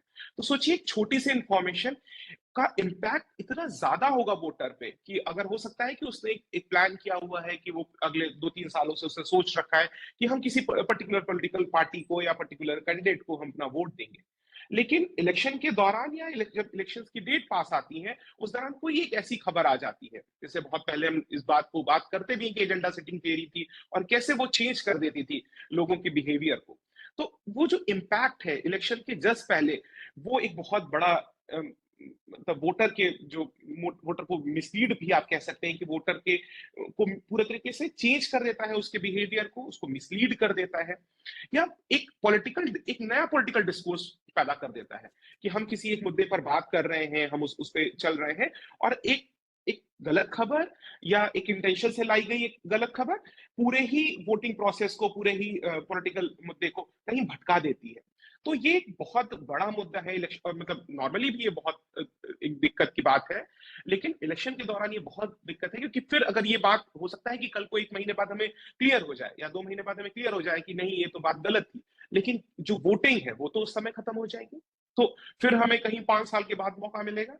तो ये जो पॉलिटिकल प्रोसेस है, क्योंकि वो बहुत, जैसे कि अब कल इलेक्शन है और आज कोई खबर आ जा रही है तो तुरंत वो इम्पैक्ट डाल देती है, तो ये इलेक्शन के दौरान ये बहुत बड़ी समस्या पैदा कर सकती है। और ये जो जैसे कि हम बात कर रहे हैं कि 2014 में इंटरनेट आने की, मतलब इंटरनेट जब बहुत बूम कर रहा था और व्हाट्सएप या ट्विटर इलेक्शंस कहे जाने लगे, तो ये तो 2024 का इलेक्शन अभी हो रहा है, ये अपने मायने में भी बिल्कुल अलग है, क्योंकि अगर आप देखें तो जैसे कि कुछ न्यूज़ेस आई कि जो पॉलिटिकल पार्टीज पहले बैनर्स छपवाती थी या कुछ फ्लैग्स छपवाती थी या इस तरह की फिजिकल जो चीजें होती थी, उसमें कल की एक रिपोर्ट कह रही है कि बहुत बड़ी कमी आई है, कि लोग अब उस तरफ नहीं जा रहे। क्यों? क्योंकि सारा कैंपेन जो है वो शिफ्ट हो गया है सोशल मीडिया या इंटरनेट पे। तो हाल में ही एक रिपोर्ट आई है, डिजिटल फॉरेंसिक रिसर्च लैब की एक रिपोर्ट है, वो फरवरी 2019 के आसपास रिपोर्ट आती है। वो कहती है कि जो ट्विटर है वहां पे जो ये ऑटोमेटेड बोट्स हैं, जो मतलब रोबोटिक टाइप की जो चीज है, जो ऑटोमेटेड कुछ चीजें क्रिएट कर दे रहे हैं, तो वो क्या करते हैं कि जो हैशटैग्स हैं उनको मैनिपुलेट कर रहे हैं, उनको बूस्ट कराने का काम करते हैं, कि अगर मैं कोई नॉर्मल हैशटैग यूज कर रहा हूं और लोग उसे हो सकता है कि जब वापस से उसको यूज कर रहे हैं तो वो उसको बूस्ट होने में टाइम लगे, लेकिन ये जो ऑटोमेटेड बोट्स हैं ये उस हैशटैग को बूस्ट कर दे रहे हैं कई टाइम ज्यादा, और वो जो ट्रैफिक है, वेबसाइट का ट्रैफिक है या पेजेस का ट्रैफिक है, उसको भी मैनिपुलेट करने का काम कर रहे हैं। तो ये जो एक बड़ी समस्या इस बार आ रही है, जो आगे अब कुछ जब ये इलेक्शंस खत्म होंगे तो ये उस पर और बड़ी चर्चाएं मतलब रिसर्च होंगी, तब पता चलेगा कि ये जो आईटी बोर्ड्स हैं वो बहुत बड़ा उनका रोल है, और बहुत सी ऐसी रिसर्च इंस्टीट्यूशंस हैं जो इस पे इस समय काम कर रहे हैं। तो ये जो ट्रैफिक को कंट्रोल करना, उनके हैशटैग को चेंज करना, या इस तरह की जो चीजें करना ट्विटर पे या फेसबुक पे, इवन इंस्टा पे, तो ये एक बड़ी समस्या बनी हुई है। और जैसा अमित सर ने कहा कि डीप फेक जो वीडियोस हैं, या सबसे बड़ी एक चीज है कि एआई जनरेटेड कंटेंट। अभी तक क्या था कि अभी अगर आप पिछले इलेक्शन की बात करें, 14 की बात करें, तो वहां पर कंटेंट क्रिएट करने के लिए आपको एक बड़ी टीम क्रिएट करनी पड़ती थी कि अगर आपको मतलब जो पॉलिटिकल पार्टीज अगर या कोई इंसान इसको करना चाह रहा है तो उसको एक टीम हायर करनी थी, और फिर उसके बाद वो चीज करवानी पड़ती थी उसको, लोगों को, कि आईटी के कुछ बंदे उनको लेने हैं और उसके बाद वो काम कराना है। लेकिन एआई जनरेटेड कंटेंट ने वो भी बात खत्म कर दी कि अभी क्या है कि उसको क्रिएट करना, किसी भी कंटेंट को क्रिएट करना थोड़ा आसान हो गया है। तो ये एक और बड़ी दिक्कत की है कि कुछ कम लोग मिलके भी बड़े कंटेंट को क्रिएट कर रहे हैं। तो ये कुछ बातें जैसे कि आईटी बोर्ड्स या डीप फेक वीडियोस या एआई जनरेटेड कंटेंट्स हैं, ये जो है ये इस बार के इलेक्शन में हो सकता है कि मतलब एक बड़ा रोल करें, और जिसको मीडिया मतलब मीडिया को इस पे कैसे वो देखेगा या कर रहा है, मतलब फैक्ट चेकिंग तो इस समय चल भी रही है। तो अगर हम इलेक्शन कैंपेन की बात करें तो एक जो बहुत बड़ी समस्या है इस इलेक्शन कैंपेन में, वो है फैब्रिकेटेड स्टोरीज जो अभी आ रही हैं। तो फैब्रिकेटेड स्टोरी क्या होती है कि मतलब वो होती बिल्कुल फॉल्स स्टोरी है, कि उसका कोई मतलब मान लेते हैं कि कोई भी उसका मतलब नहीं है, कोई उसका रेफरेंस नहीं है, लेकिन आपने उसको पूरी तरीके से नया क्रिएट कर दिया। उसमें बहुत सारी ऐसी चीज होती है जैसे कि आप कोई स्टैट्स यूज कर देते हैं, कोई डेटा यूज कर देते हैं, कि मान लेते हैं कि इतने रोजगार पैदा हुए, या ये एक इंस्टीट्यूशन बना, कोई भी चीज ऐसी। तो जब आप किसी तरह की कोई डेटा यूज कर लेते हैं तो वो हिटिंग होता है, क्योंकि जब आप स्क्रॉल कर रहे हैं, कि यूजर स्क्रॉल कर रहा है, उसके सामने उसको कुछ फैक्ट्स दिखते हैं, कोई डेटा दिखता है या कोई ग्राफ दिख रहा है, तो वो एकदम से उसे आई कैचिंग लगता है।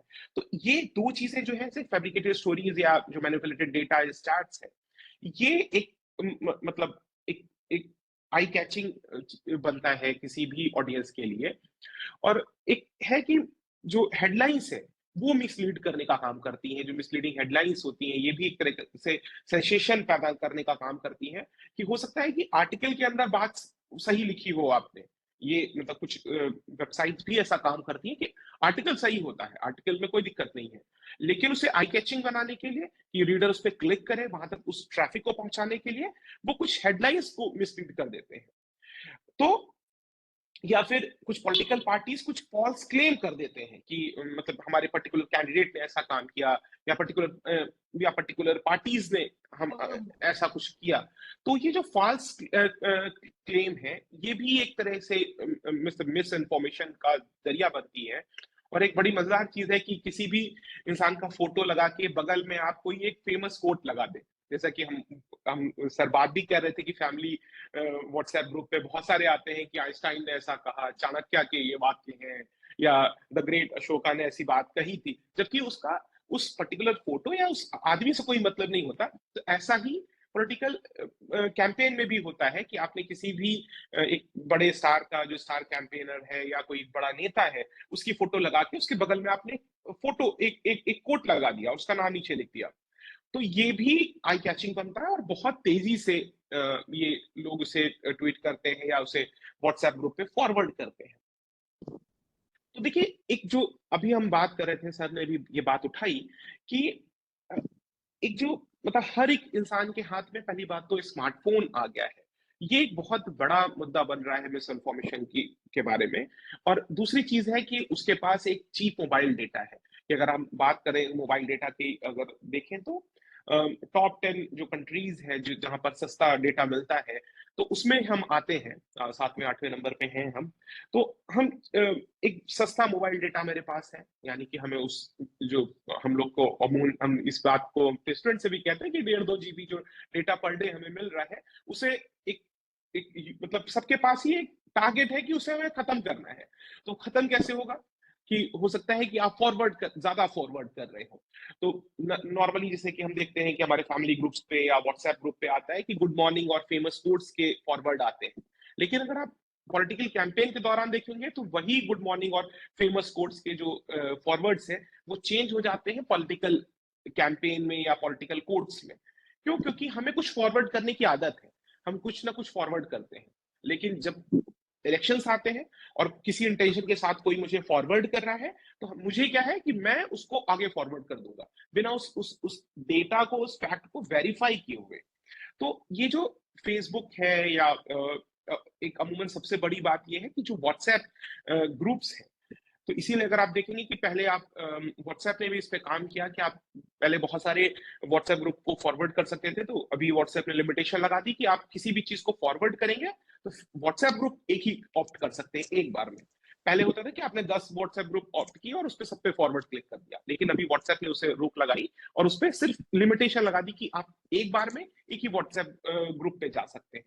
तो ये जो फॉरवर्ड करने की जो हमारी प्रवृत्ति है, इसने भी एक बड़ा मिस इन्फॉर्मेशन का ये दौर है ये पैदा किया है। और एक अभी अगर आप देखेंगे तो एक ये जो अनवेरिफाइड न्यूज आउटलेट्स हैं, ये भी एक बड़ा जरिया बन रहे हैं फेक न्यूज या फेक इंफॉर्मेशन के बारे में। कि आप मिलते जुलते नाम से कि कोई बड़ा चैनल है, कोई बड़ा ब्रांड है, उसके कोई एक वर्ड आप हटा दें, कि मान लेते हैं कि आज तक है और उसमें कोई भी एक चीज की AAA लगा दें वहां पर, या ABP न्यूज है आप AT न्यूज बना दें, तो क्या, और लोगो लगभग सेम रखें, तो लोग, जो ऑडियंस है वो बहुत नहीं समझ पाती। तो ये अनवेरिफाइड आउटलेट्स हैं, जो बहुत सारे ऐसे हैं जो यूट्यूब चैनल्स पे चल रहे हैं, तो यूट्यूब चैनल्स हैं, या वो वीडियो बना के नॉर्मली फॉरवर्ड कर देते हैं। तो ये भी एक जरिया बनते हैं, क्योंकि उनके पास अपना कुछ नहीं रहता, वो इंफॉर्मेशन कहीं से लेते हैं और उसे फॉरवर्ड कर देते हैं या उसे चला देते हैं।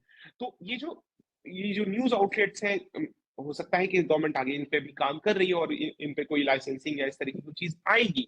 लेकिन अभी अगर आप देखेंगे, वैसे मैं बिहार में पिछले 8 सालों से मैंने काम किया और वहां पे आप देखेंगे कि दर्जनों, जब कोई प्रेस कॉन्फ्रेंस होती है तो भले ही आपको बड़े चैनल के आपको आईडी ना दिखे, आईडी मींस वो जो माइक्स ना दिखे, लेकिन ऐसे बहुत से आउटलेट्स जो यूट्यूब पे चल रहे हैं, और बिहार का एक बहुत बड़ा आपने केस भी आपको याद होगा कि इंफॉर्मेशन चला दे रहे हैं और लोग देखते हैं, मतलब वो स्टार आइकॉन होते हैं हमारे लिए उस आउटलेट्स के लोग। तो ये जो अनवेरिफाइड आउटलेट्स है, ये एक बड़ी दिक्कत है।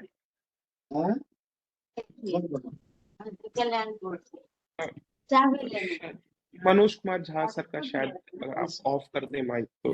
मनोज कुमार जी झा, यदि आप आवाज सुन रहा हो क्या? कर दिया, कर दिया। जी, मैं समय ले रहा हूँ, बस मैं कंक्लूड कर रहा हूँ, मुझे पता है कि मैं समय से ज्यादा हूँ।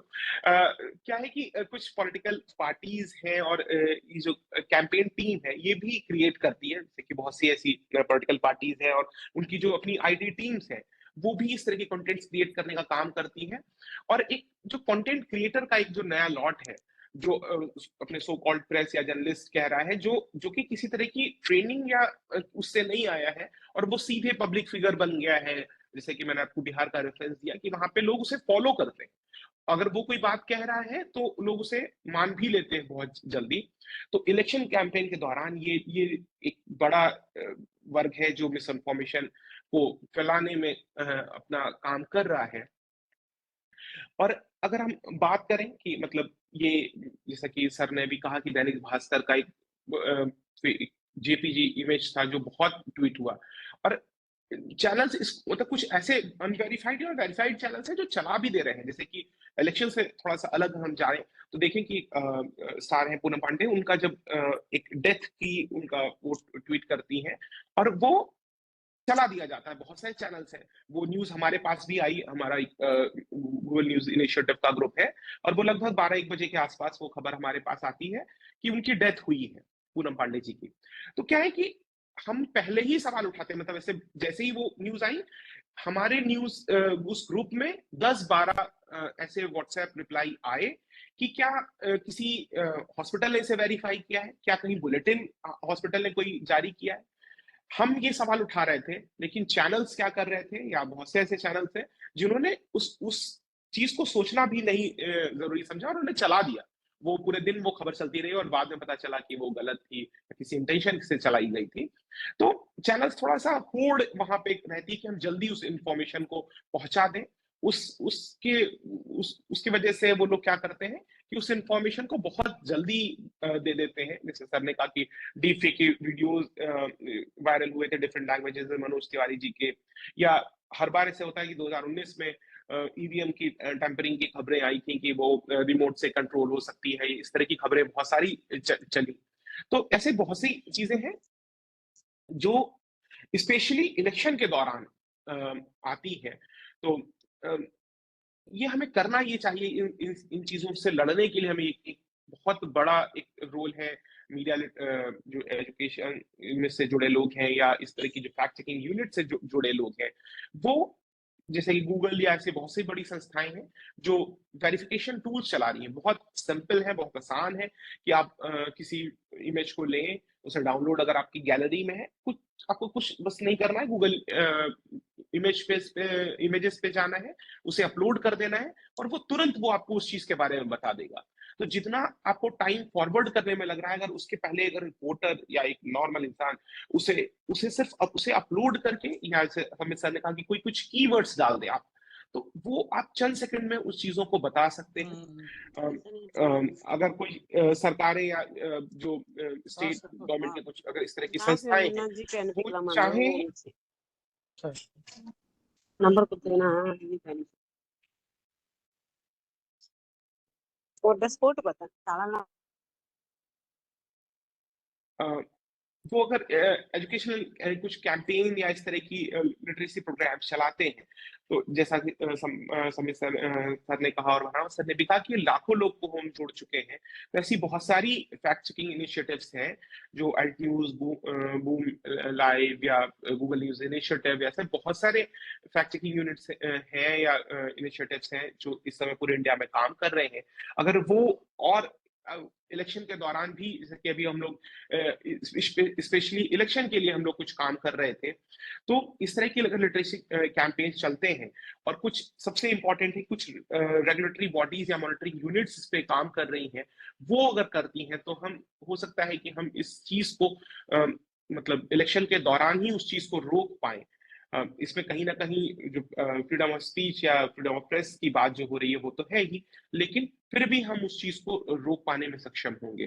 तो मुझे इतना ही कहना था कि हम इस जो फेक न्यूज या जो मिस इन्फॉर्मेशन है उसको इलेक्शन पे कैसे रोकेंगे।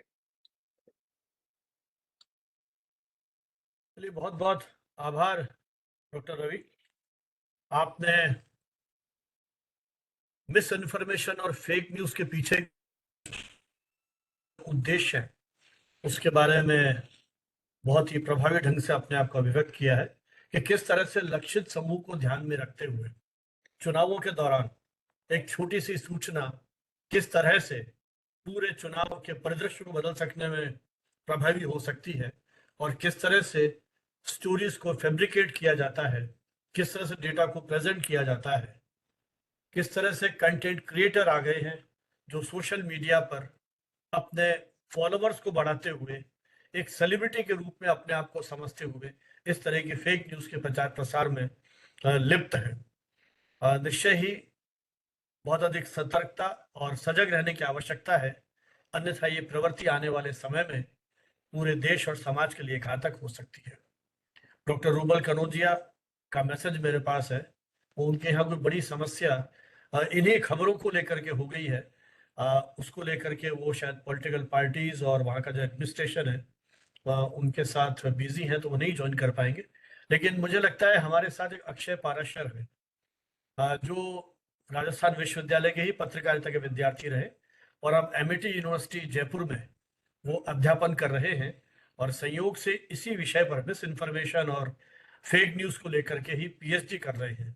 तो हालांकि अभी शुरुआत है, लेकिन फिर भी उनका जो भी अनुभव इसको लेकर के है, तो बहुत संक्षेप में हम चाहेंगे कि वो अपनी बात कहें। और उसके बाद ये सत्र प्रश्नोत्तर के लिए खुला है। चैट बॉक्स में भी सवाल वंशिका जी ने पूछा था कि हमें ये बताया जाए कि फेक न्यूज और न्यूज किस तरह से हम इनको खोज सकते हैं या पता कर सकते हैं, और विशेषकर एक पत्रकार किस तरह से सही और गलत न्यूज को पहचान सकता है, इसके बारे में उन्होंने पूछा था। तो यदि वंशिका जी हो तो मैं चाहूंगा कि अक्षय के बाद वो अपना सवाल स्वयं पूछे और आप दोनों एक्सपर्ट जो भी जवाब देना चाहे। हाँ अक्षय।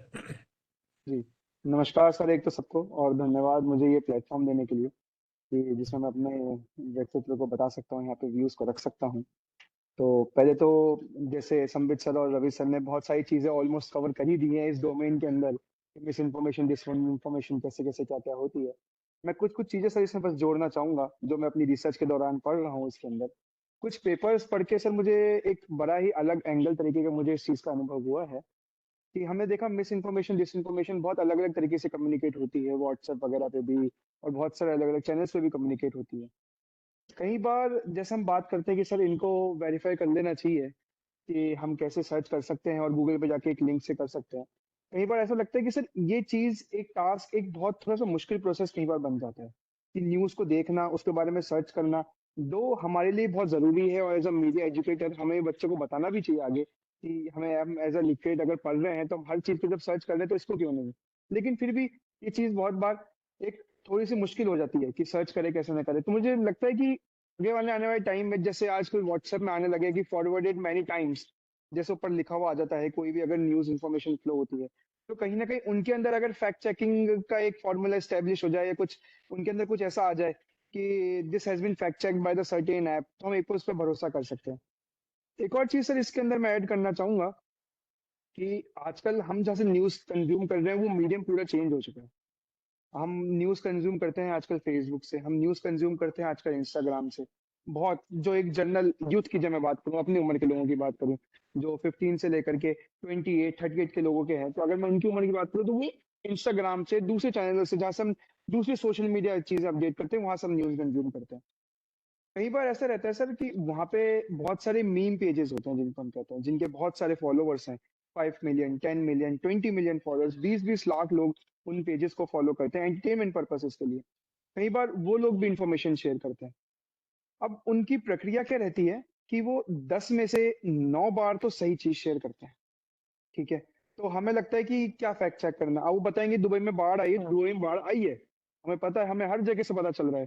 वो कहेंगे कि आज इन्फ्लेशन रेट इतना बढ़ गया है, वो कहेंगे कि आज मोदी जी की यहाँ पे रैली होने वाली तो होने वाली है। लेकिन कई बार वो चीजें वो न्यूज पेड न्यूज भी होती है, कई बार पैसे दे करके प्रमोशन के लिए कोई सर्टेन न्यूज भी शेयर करते हैं जिनका कोई फैक्ट चेक नहीं होता, जो उतने ही नंबर ऑफ ऑडियंस को एज अ मिस इन्फॉर्मेशन या डिस इन्फॉर्मेशन की तरह वो अप्रोच करती है लोगों को। तो ये एक बहुत बड़ा कंसर्न है कि हम किस तरह की न्यूज को वहां से कंज्यूम करते हैं। फिर एक चीज मैं इसमें देखना चाहूंगा सर कि जैसे हमने बात करी इसके अंदर एआई की, मतलब हम थोड़ा सा टॉपिक से ऊपर चलते हैं, अगर जैसे एआई की इंटीग्रेशन की हमने इसमें बात करी है सर, आज से 10 साल पहले हम बात करते थे misinformation disinformation flow हो रही, कोई टेम्पलेट कोई छपा करके कोई दे गया तो हम उस पर विश्वास कर लेते थे कि अरे हमारे घर पे एक टेम्पलेट आया या फिर हमारे घर पे एक पैम्पलेट आया छोटा सा, इसमें ये चीज लिखी हुई, हमने विश्वास कर लिया यहाँ पे सेल लगने वाली है, भले लगी नहीं हो या कुछ और कारण हो। तो ऐसे इन्फॉर्मेशन होती थी। फिर व्हाट्सएप के ऊपर टेक्स्ट आने लगे, फिर उन टेक्स्ट के साथ में इमेजेस आने लगी, अब उन इमेजेस के साथ में डीप फेक वीडियोस आने लगी। टेक्नोलॉजी धीरे धीरे अपग्रेड ही हो रही है, ये आते हुए समय में और अपग्रेड होगी, आर्टिफिशियल इंटेलिजेंस और अपग्रेड होएगा। आज हम लाइव आपसे बात कर पा रहे हैं तो ऐसा लगता है कि ठीक है, हमें एक रियलिस्टिक अप्रोच है। एआई अभी तक इतना एडवांस नहीं हुआ, लेकिन रिसेंटली कुछ समय पहले गूगल ने एक नई चीज लॉन्च करी है जिसका नाम है Google vlogger, VLOOGER। Google vlogger करके उन्होंने एक एआई सिस्टम इंट्रोड्यूस किया है जहाँ पे आपकी सिर्फ एक फोटो होगी और आप उस फोटो से कोई भी चीज, कोई भी टेक्स्ट, कोई भी सेंटेंस बुलवा सकते हैं विद एक्चुअल एक्सप्रेशंस। आप जैसे मैं आज यहाँ से बात कर रहा हूँ, मेरे चेहरे पे आपको एक्सप्रेशन दिख रहे हैं, वो सिर्फ एक नॉर्मल फोटो है, मैंने उसको टेक्स्ट फीड किया, वो टेक्स्ट उसी फोटो के साथ बोल देगा। और this is close to 60% of reality case right now, अभी इस मोमेंट में जिसमें ये बेटा केस में रन कर रहा है, बेटा सर्वर पे रन कर रहा है। अगर ये 100% हो जाता है तो ये बिल्कुल एफिडेंट और फ्लुएंटली हमें रेप्लिकेट करके और इसी से कर सकता है, जिसके हमने डी फेक्स के बहुत सारे एग्जांपल देखे हैं पहले और हमारी वीडियोस में आए हुए हैं। और हम टेक्स्ट भी कर सकते हैं, आजकल तो टेक्स्ट भी एआई से क्रिएट हो जाता है। अब जितना मैंने यहाँ पे बात करी, अगर 10 मिनट में उस एआई को फीड कर दूं तो वो मेरी लैंग्वेज में कुछ भी बोल सकता है। मैं उसको बोलूं कि नरेंद्र मोदी की आवाज में आर.डी. बर्मन की स्टाइल में मुझे गाना चाहिए, तो वो मुझे गाना बना करके दे देगा आर.डी. बर्मन की स्टाइल में और आवाज होगी नरेंद्र मोदी जी की। और इतनी रियल होगी कि हम पहचान नहीं पाएंगे कि फर्क, केवल नरेंद्र मोदी नहीं गा रहे हैं। तो ये एआई जिस हम बदलाव के समय में भी चल रहे हैं, तो ये जितना यूजफुल है उतना हानिकारक भी है। तो थोड़ा सा अगर हम इसके अंदर अटेंटिव रहें और जिस तरीके से इंफॉर्मेशन हमारे पास में आ रही है उसको हम यूज करते, मतलब उनको समझते हुए चलें और वेरीफाई करते चलें। इसका सबसे बेहतर तरीका सर ये है, इन सब एआई सॉफ्टवेयर से अपने आप को पहले एक्सपोजर दिलवाना कि जितनी चीजें एआई की आ रही है हमें खुद भी उतना ही अपडेट रहना पड़ेगा जितने दूसरे लोग रह रहे हैं।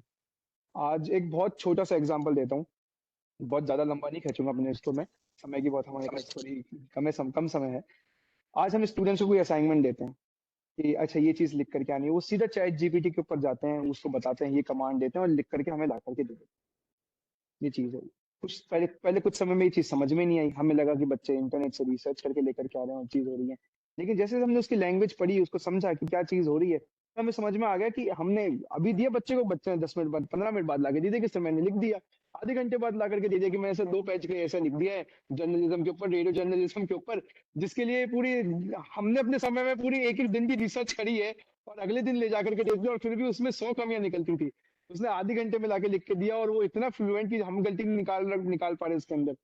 तो आने वाली पीढ़ी इस एआई को इंटीग्रेट करेगी। हम इसको इग्नोर नहीं कर सकते, हम इसको हटा नहीं सकते, हमें इसको अडेप्ट करना पड़ेगा और इससे आगे का सोचना पड़ेगा कि इसके अंदर और क्या कमांड हो सकते हैं, इसको हम अपने लिए कैसे इंप्रूव कर सकते हैं और आने वाले स्टूडेंट्स को हम इसका यूसेज एक बेहतर तरीके से कैसे प्रोवाइड कर सकते हैं। क्योंकि अगर हमें उसको इग्नोरेंस दिखाए कि एआई वगैरह सब गलत है, इसका यूज मत करो और गलत चीज में हो रहा है, तो वो हमें निगलेक्ट कर देंगे कहीं ना कहीं, मुझे ऐसा लगता है।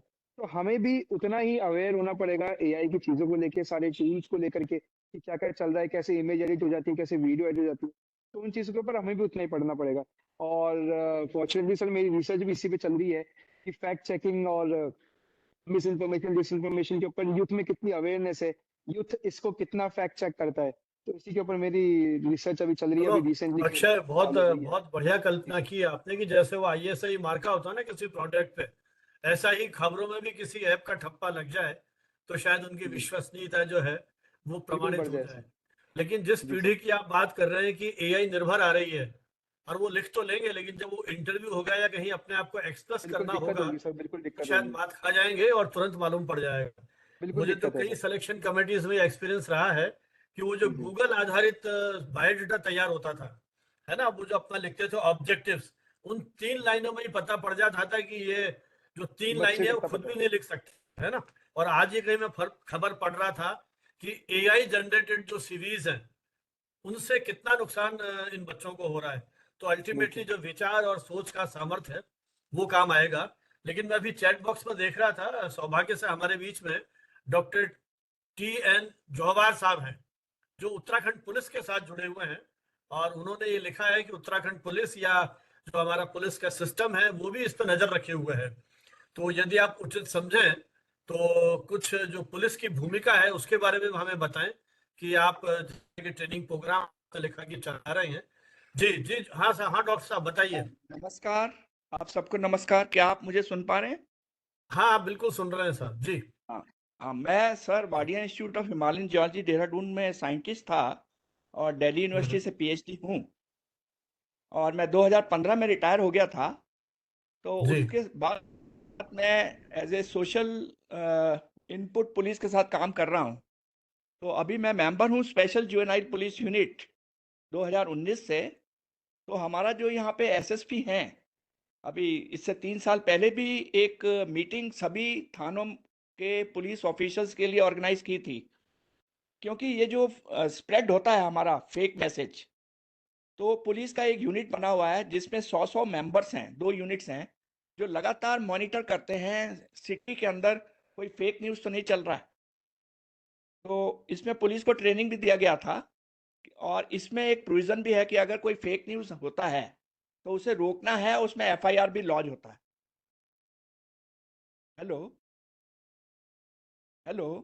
जी सर, आवाज आ हम रही है, सुन पा रहे हैं आपको, बोलिए आप, बोलिए आप। बिल्कुल सुन रहे हैं। तो इसमें अभी जैसे आपको मालूम होगा कि किसी ने एग्जामिनेशन डेट चेंज कर दिया था, इंडियन काउंसिल का एक फेक साइन करके। इंडियन काउंसिल है जो दिल्ली में, और यहाँ की डेट शीट में उसने पेपर शिफ्ट कर दिए थे और उस पर FIR हुआ था। तो मतलब पुलिस का एक बहुत बड़ा रोल हो जाता है इसमें। अगर हमारी पुलिस यूनिट्स, क्योंकि लॉ एनफोर्सिंग एजेंसी है, हमारे देहरादून में तो ये हो रहा है, मतलब जो है कोई भी अगर फेक न्यूज़ आता है, जैसे अभी एक फेक न्यूज़ आ गया, कहीं पे बलवा हो रहा था, तो उसमें उन्होंने रिलीजियस कलर देने की कोशिश की, तो तुरंत हमारे व्हाट्सएप ग्रुप पे आया कि इसमें आप लिखिएगा कि ये जो हो रहा है रिलीजियस, ये इन 2 कम्युनिटीज में नहीं हो रहा है, ये किसी उसमें हो रहा है, आपस में कुछ रंजिश था। तो इसमें हमारा जो है 24/7 जो है व्हाट्सएप ग्रुप में लोग मॉनिटर करते रहते हैं, कोई फेक मैसेज स्प्रेड ना हो। मैं यही कहना चाहता था नहीं आपसे। जौहर साहब, आप बिल्कुल सही कह रहे हैं। मैंने कई बार ये देखा है, जैसे ट्विटर पे कोई वायलेंस का एक वीडियो जारी हुआ, कोई किसी हाँ बच्चे जी, को पीट रहा है या महिला को पीट रहा है, तो हाँ और जी, वो हाँ जी, कहते हैं कि साहब इसे गिरफ्तार किया है, तो पुलिस की कई बार सूचना आई है कि ये वीडियो 4 साल पुराना है, 10 साल पुराना है, हाँ जी, ये हाँ जी, वीडियो हाँ जी, भारत का नहीं है, पड़ोसी राष्ट्र का है। हाँ जी, तो आप ये हाँ सही हाँ कह रहे हैं कि जो हमारे लॉ एनफोर्समेंट एजेंसीज हैं, हाँ वो जी, लोग लगातार काम कर रही हैं, और इलेक्शन के दौरान न सिर्फ पुलिस बल्कि हमारा जो हाँ पब्लिक जी, रिलेशंस डिपार्टमेंट है गवर्नमेंट का, और हाँ जी, सरकार हाँ का जी, जो भी है, ये लोग भी हाँ इस जी, पर कहीं नजर रखे हुए हैं, हाँ। और इन कभी कभी कमेटीज PIB में। जो है इसमें डाल देता है, पब्लिक जी, इंफॉर्मेशन ब्यूरो, जैसे कोई नेशनल फेक न्यूज होता है, तो पब्लिक हमें पब्लिक एक नहीं, को प्रेस फॉरवर्ड प्रेस करना है। Information bureau. जी, हाँ जी, जो थंब रूल है, कोई भी आप जो है बहुत ज्यादा फॉरवर्ड नहीं कीजिएगा, मतलब बिल्कुल। वीडियोस वगैरह, और सबको अवेलेबल है, और लोगों जी, की मेमोरी भी फुल हो जाती है। कईयों में लोग कहते हैं कि बहुत ज़्यादा अगर हम ग्रुप में जुड़े हुए होते हैं तो बहुत सारे वीडियोस आने लगते हैं, हमारा मेमोरी भी मोबाइल का फुल हो जाता है, तो जी, हमें वैसे फॉरवर्ड ज़्यादा नहीं करने चाहिए। और क्या था, किसी ने लैंडस्लाइड हुआ कहीं और उसने ये दिखा दिया नैनीताल में लैंडस्लाइड हुआ, तो वहाँ के होटलर इंडस्ट्री को वो हो गया था। जैसे आप मान लीजिए अभी चार बिल्कुल। धाम यात्रा शुरू होगी और कोई फेक इसमें डाल दे कि इसमें लैंडस्लाइड हो गया, तो जो टूरिस्ट है उसने होटल बुक किया हुआ है, इस पे भी असर पड़ता है। तो ये एक मतलब पुलिस इसमें एक्शन लेती है जो फेक न्यूज़ है। बिल्कुल सही कह रहे हैं आप। तो चलिए, तो बहुत हमें बहुत विजिलेंट आभार रहना कि पड़ेगा, हमें हाँ विजिलेंट बिल्कुल। रहना पड़ेगा, सोसाइटी को विजिलेंट रहना पड़ेगा। बिल्कुल, मुझे लगता है समाज के हर नागरिक को, हर एजेंसी को इसमें विजिलेंट रहना पड़ेगा, क्योंकि इस हाँ जी, देश हाँ में जी, सूचनाओं की बहुत बड़ी खाई है। आप हाँ जी, कल्पना हाँ कीजिए, देश की सरकार को टॉयलेट्स बनाने के लिए अभियान चलाना पड़ा हो, उसमें हाँ कितना जी, बड़ा सूचनाओं का अंतर है, और हमें कितनी बड़ी लड़ाई लड़नी है अभी। तो हाँ इस जी, देश की जो अबोध जनता है, हाँ उनके लिए जी। मुझे लग रहा है कि ये एक बहुत बड़ी चुनौती है, और उसको निपटने के लिए हमें व्यूह रचना बनानी होगी। तो चलिए, कोई और सवाल हो तो बताइए, नहीं तो फिर इस चर्चा बस को थैंक अपन यू, आपने यहीं। ये बहुत अच्छा टॉपिक लिया है, टाइमली। तो नहीं, आप जुड़े वहां से, थैंक्स और एंड रिगार्ड्स टू। अच्छा रहा जी। कोई और सवाल किसी का? या रवि, आप कुछ कहना चाहते हो इन 2-3 जो टिप्पणी आई है इसको लेकर के, और संबित जी आप कुछ कहना चाहते हो संक्षेप में, तो आप बात कर सकते हैं। संजीव सर, हाँ, मेरा एक क्वेश्चन है। हाँ, हाँ, डॉक्टर बोल रही हूँ, फैम ऑडिबल? हाँ, हाँ, बिल्कुल यस मैम, आवाज आ यू रही है। Are doctor audible. Sheel Nadi Tripathi हैं, जो भारतीय विद्यापीठ में ही असिस्टेंट प्रोफेसर हैं। हाँ, शील जी बताइए। हाँ सर, मेरा रवि, डॉक्टर रवि से क्वेश्चन है। First of all, I would like to congratulate Ravi for a beautiful thoughts which he shared. Ravi, मुझे तुम ये बताओ, सॉरी मैं तुम्हें तुम ही कह रही हूँ क्योंकि छोटे हो मुझसे, और लखनऊ यूनिवर्सिटी में सर हम लोग, I was, senior to him, so I am today very happy to see him over here. तो रवि, ये जो फेक न्यूज इंटेंशनली सर्कुलेट करी जाती हैं, जैसे अभी पूनम पांडे ने इंटेंशनली एक इंफॉर्मेशन शेयर करी that she is dead on cancer awareness. Russia Ukraine war से रिलेटेड कुछ फेक फोटोज सर्कुलेट हुई थी, जिसमें ये कहा जा रहा था कि to bring awareness and to give an emotional touch to the person who are involve in this war. तो हम इस टाइप की फोटोज सर्कुलेट कर रहे हैं ताकि कुछ इमोशनल अपील जाए और लोग सोचें कि इस टाइप की वॉर्स ठीक नहीं है या ऐसा सोसाइटी में नहीं होना चाहिए। तो who takes the responsibility of such such fake intentional new circulation of information? Ravi, अ, हाँ सुन रहे हो? हाँ रवि। जी जी, थैंक यू। और एक चीज मैं और ऐड करना चाहता हूँ। मैं शील मैम सिर्फ मेरी सीनियर नहीं, मेरी टीचर भी रही है, तो ये एक इंफॉर्मेशन उन्होंने भी कम बताई यहाँ पर। देखिए क्या है कि सोर्स को पता लगाना तो बहुत मुश्किल this है। was misinformation which I missed and you know bridged it. Missed information. Yeah. It's a missed information. तो क्या है कि देखिए सोर्स को पता लगा लेना बहुत मुश्किल है, क्योंकि एक मतलब मीडिया हाउसेस तो पता लगा सकते हैं, लेकिन एक अगर यूजर चाहे कि हम पता लगाएं तो शायद थोड़ा सा मुश्किल है, लेकिन उसे वेरीफाई करना बहुत आसान है। जैसे गूगल इसको बात को बताता है कि 1 मिनट के अंदर आप किसी भी एक इंफॉर्मेशन को सर्च कर सकते हैं, और ऐसे बहुत सारे स्टूडेंट्स जो यहाँ पर जुड़े हैं वो भी इस काम को कर सकते हैं कि अगर कोई इमेज आपके फैमिली ग्रुप पे आ रही है या आपको फॉरवर्ड होके आ रही है, तो पहला काम करिए जो गूगल कहता है कि आप उस इमेज को जूम करके एक बार देख लीजिए, उसे डाउनलोड करिए और उसे जूम करके देखिए। 60% चांसेस है कि आपको एक कुछ रियल इंफॉर्मेशन उस इमेज के अंदर ही मिल जाएगा। कि मान लेते हैं कि एक इमेज डाउनलोड होके आया और वो है कि उत्तराखंड में कोई रैली हुई और वहां पे कुछ हो गया, आपने उस इमेज को डाउनलोड किया, जूम किया, तो आपको कहीं ना कहीं कोई साइन बोर्ड, कोई शॉप के ऊपर कुछ लिखा हुआ कोई चीज, वो जरूर मिल जाएगा। तो बहुत ऐसे हद तक ये हो सकता है कि 60% तक गूगल कहता है कि इंफॉर्मेशन वहीं रुक जाएगी। आप उसे जूम करें, देखें, और कहीं ना कहीं कोई रिटन डॉक्यूमेंट आपको कुछ ऐसा कुछ जरूर मिलेगा जो आपको बता देगा कि ये फेक है और रियल है। अगर वहां से नई इंफॉर्मेशन मिल रही है, दूसरा काम करें कि वो जो जिस से रिलेटेड इंफॉर्मेशन है उससे जुड़े कीवर्ड्स को गूगल पे डाल दीजिए, नॉर्मली कीवर्ड्स को डाल दीजिए, क्योंकि जो बहुत सारी फैक्ट चेकिंग यूनिट्स हैं जो पूरे वर्ल्ड वाइड काम कर रही है, इंडिया में बहुत सारी ऐसी फैक्ट चेकिंग यूनिट्स हैं जो काम कर रही है, तो वो ऑलरेडी क्योंकि 24/7 वो काम करती हैं और बहुत बड़ी यूनिट्स होती हैं वो, तो हो सकता है कि उसके बारे में उन्होंने वो पहले से फैक्ट्स चेक करके रखा हुआ है। कि मान लेते हैं कि लैंडस्लाइड है, सर ने कहा कि लैंडस्लाइड इन नैनीताल, अगर आपने इसको डाल दिया तो हो सकता है कि तुरंत आपको वो इन्फॉर्मेशन मिल जाए कि और फैक्ट चेकिंग यूनिट्स ने काम किया होता है, तो ऐसा मतलब 90% चांस ऐसा हो सकता है कि यूनिट ने काम कर रखा हो। और अगर वहां भी इंफॉर्मेशन नहीं मिल रही तो तीसरा काम कर दीजिए, उस पर्टिकुलर इमेज को गूगल इमेज पे अपलोड कर दीजिए और वो उससे इंफॉर्मेशन निकाल लीजिए। तो गूगल ट्रेनिंग से हमें मिला, और ये हम लोग सिखाते भी थे बिहार में, हम लोग ने ये प्रैक्टिकल्स भी किए कि ये 3 स्टेप अगर आपने कर दिए तो वो मिस इन्फॉर्मेशन या डिसइंफॉर्मेशन कैसी भी हो, आप उसको, हो सकता है कि आप सोर्स, जैसा आप पूछ रही थी कि सोर्स से ना पता लगा पाए, लेकिन यूजर उसके उस इंफॉर्मेशन के बारे में जरूर पता लगा सकता है। नहीं रवि, आपने बिल्कुल ठीक कहा। मुझे लगता है जैसे मेरा छोटा सा अनुभव है कि बहुत लंबे समय से ये मैसेजेस आ रहे हैं, कई सालों से एयर इंडिया ने सीनियर सिटीजन्स को अपने फेयर में 50% डिस्काउंट दे दिया। जब मैंने इसको गूगल पे डाला तो उसमें तुरंत आ गया कि ये खबर गलत है। ऐसे बहुत सारे, फोटो की बात तो उन्होंने कही, लेकिन जो मैसेजेस आ रहे हैं आपके पास उनको भी आप गूगल से वेरीफाई कर सकते हैं, तो जानकारी मिल जाएगी। बस जैसा बार बार बात कही, विजिलेंट होना है, सतर्क होना है, सजग होना है। तो चलिए अब इस चर्चा को, क्योंकि समय काफी हो गया है, अपन समापन की ओर ले जाते हैं। मैं एक बार फिर प्रियंका सिंह से अनुरोध करूंगा कि हमारे जो आज के दोनों एक्सपर्ट्स हैं, संबित पाल और डॉक्टर रवि सूर्यवंशी, उनका ई सर्टिफिकेट और ई मेमेंटो उनको भेंट करें, और हम उनको जल्दी ये व्हाट्सअप कर देंगे। और जब कभी साक्षात मिलना होगा तो फिर जी अलग सर, तरह से उन बिल्कुल। क्षणों को एंजॉय करेंगे। जी जी सर, ये हमारी तरफ से आपके लिए ई memento for mister Sambit Pal sir. Sambit ji क्या क्विट हो गए क्या? दिख नहीं रहे हैं मुझे। नहीं, मैं हूँ सर। थैंक यू अच्छा सो अच्छा मच। अच्छा, ठीक है। वीडियो ऑन कर लीजिए ना, जब गिविंग दिस मोमेंटो अपॉर्चुनिटी। आ रहा है तब तो वीडियो ऑन कर लीजिए। हाँ हाँ, वीडियो ऑन है। अच्छा, सर हाँ एक हाँ हाँ, मिनट। ये आपका ये मोमेंटो है, अब ये सर्टिफिकेट भी अभी आ रहा जी सर। है।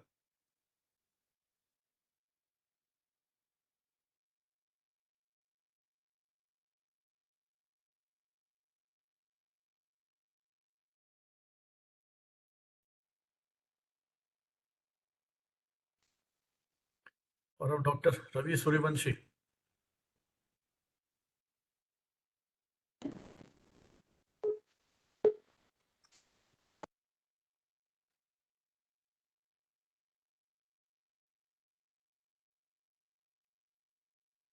जी sir,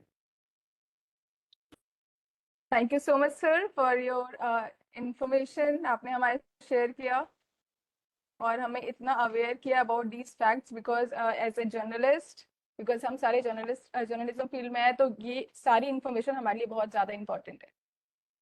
thank you so much. चलिए, अब आभार प्रदर्शन के लिए मैं अनुरोध करूंगा आयुषी सचदेव चोपड़ा जी से, जो भारतीय विद्यापीठ के स्कूल ऑफ मास कम्युनिकेशन वहाँ की हेड हैं, और आप स्वयं भी पिछले 1 दशक से टीचिंग से जुड़ी हुई हैं, और उसके पहले इंडिया टुडे और कुछ टीवी चैनल्स के साथ आपका जुड़ाव रहा है, और मीडिया मैनेजमेंट, मीडिया रिसर्च आदि आपके प्रमुख एरियाज हैं। तो मैं आयुषी जी से अनुरोध करूंगा कि वे आभार प्रदर्शन करें।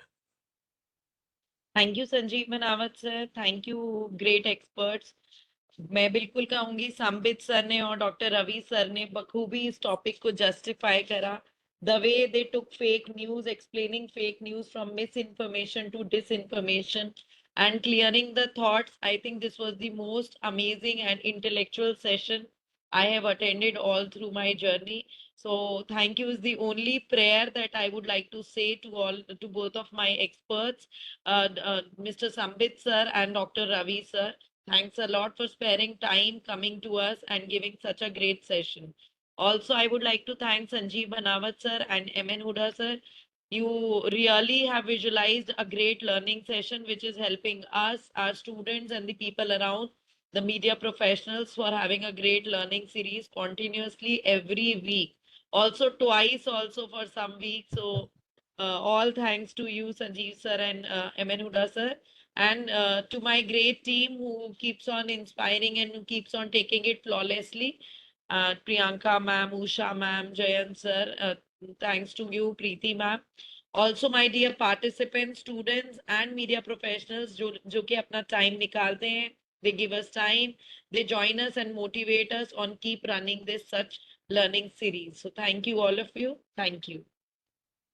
चलिए साहब, हमारी ओर से भी धन्यवाद। आप सभी ने अपना समय दिया और इस चर्चा को इतना जीवंत बनाया, और बहुत अरसे बाद, ज्यादातर क्योंकि समय बहुत हो जाता था तो लोग बोलते नहीं थे, आज हमारे पार्टिसिपेंट्स ने भी इस डिस्कशन में हिस्सा लिया, और मुझे लगता है कि इसका पीछे जो कारण है वो ये कितना ज्वलंत मुद्दा है जिस पर हम सभी लोग कहीं ना कहीं व्यथित और चिंतित हैं, और उम्मीद करते हैं कि ये छोटे छोटे डिस्कशंस हमें अपने कर्तव्यों का बोध कराएंगे, और जिस तरह की अपेक्षा हमारे एक्सपर्ट्स ने की है उन सूत्रों का ध्यान में रखते हुए हमारे पार्टिसिपेंट्स ने भी अपना अनुभव शेयर किए। हम इन चुनौतियों से निपटने के लिए आने वाले समय में विशेषकर नई पीढ़ी के लिए एक ऐसा माहौल देखे जाएंगे जहां वे सही सूचनाओं पर निर्भर होकर के अपना जीवन यापन कर सकें। बहुत बहुत धन्यवाद। आगामी वेबिनार्स की सूचना सोशल मीडिया के थ्रू और जो आपके रजिस्टर्ड ईमेल हमारे पास है उसके माध्यम से हम भेज देंगे। बहुत बहुत धन्यवाद। जय हिंद, जय Bharat. So, dear students and dear participants, this room is now turned into a felicitation room. You all will be given the certificate of participation for participating in this webinar.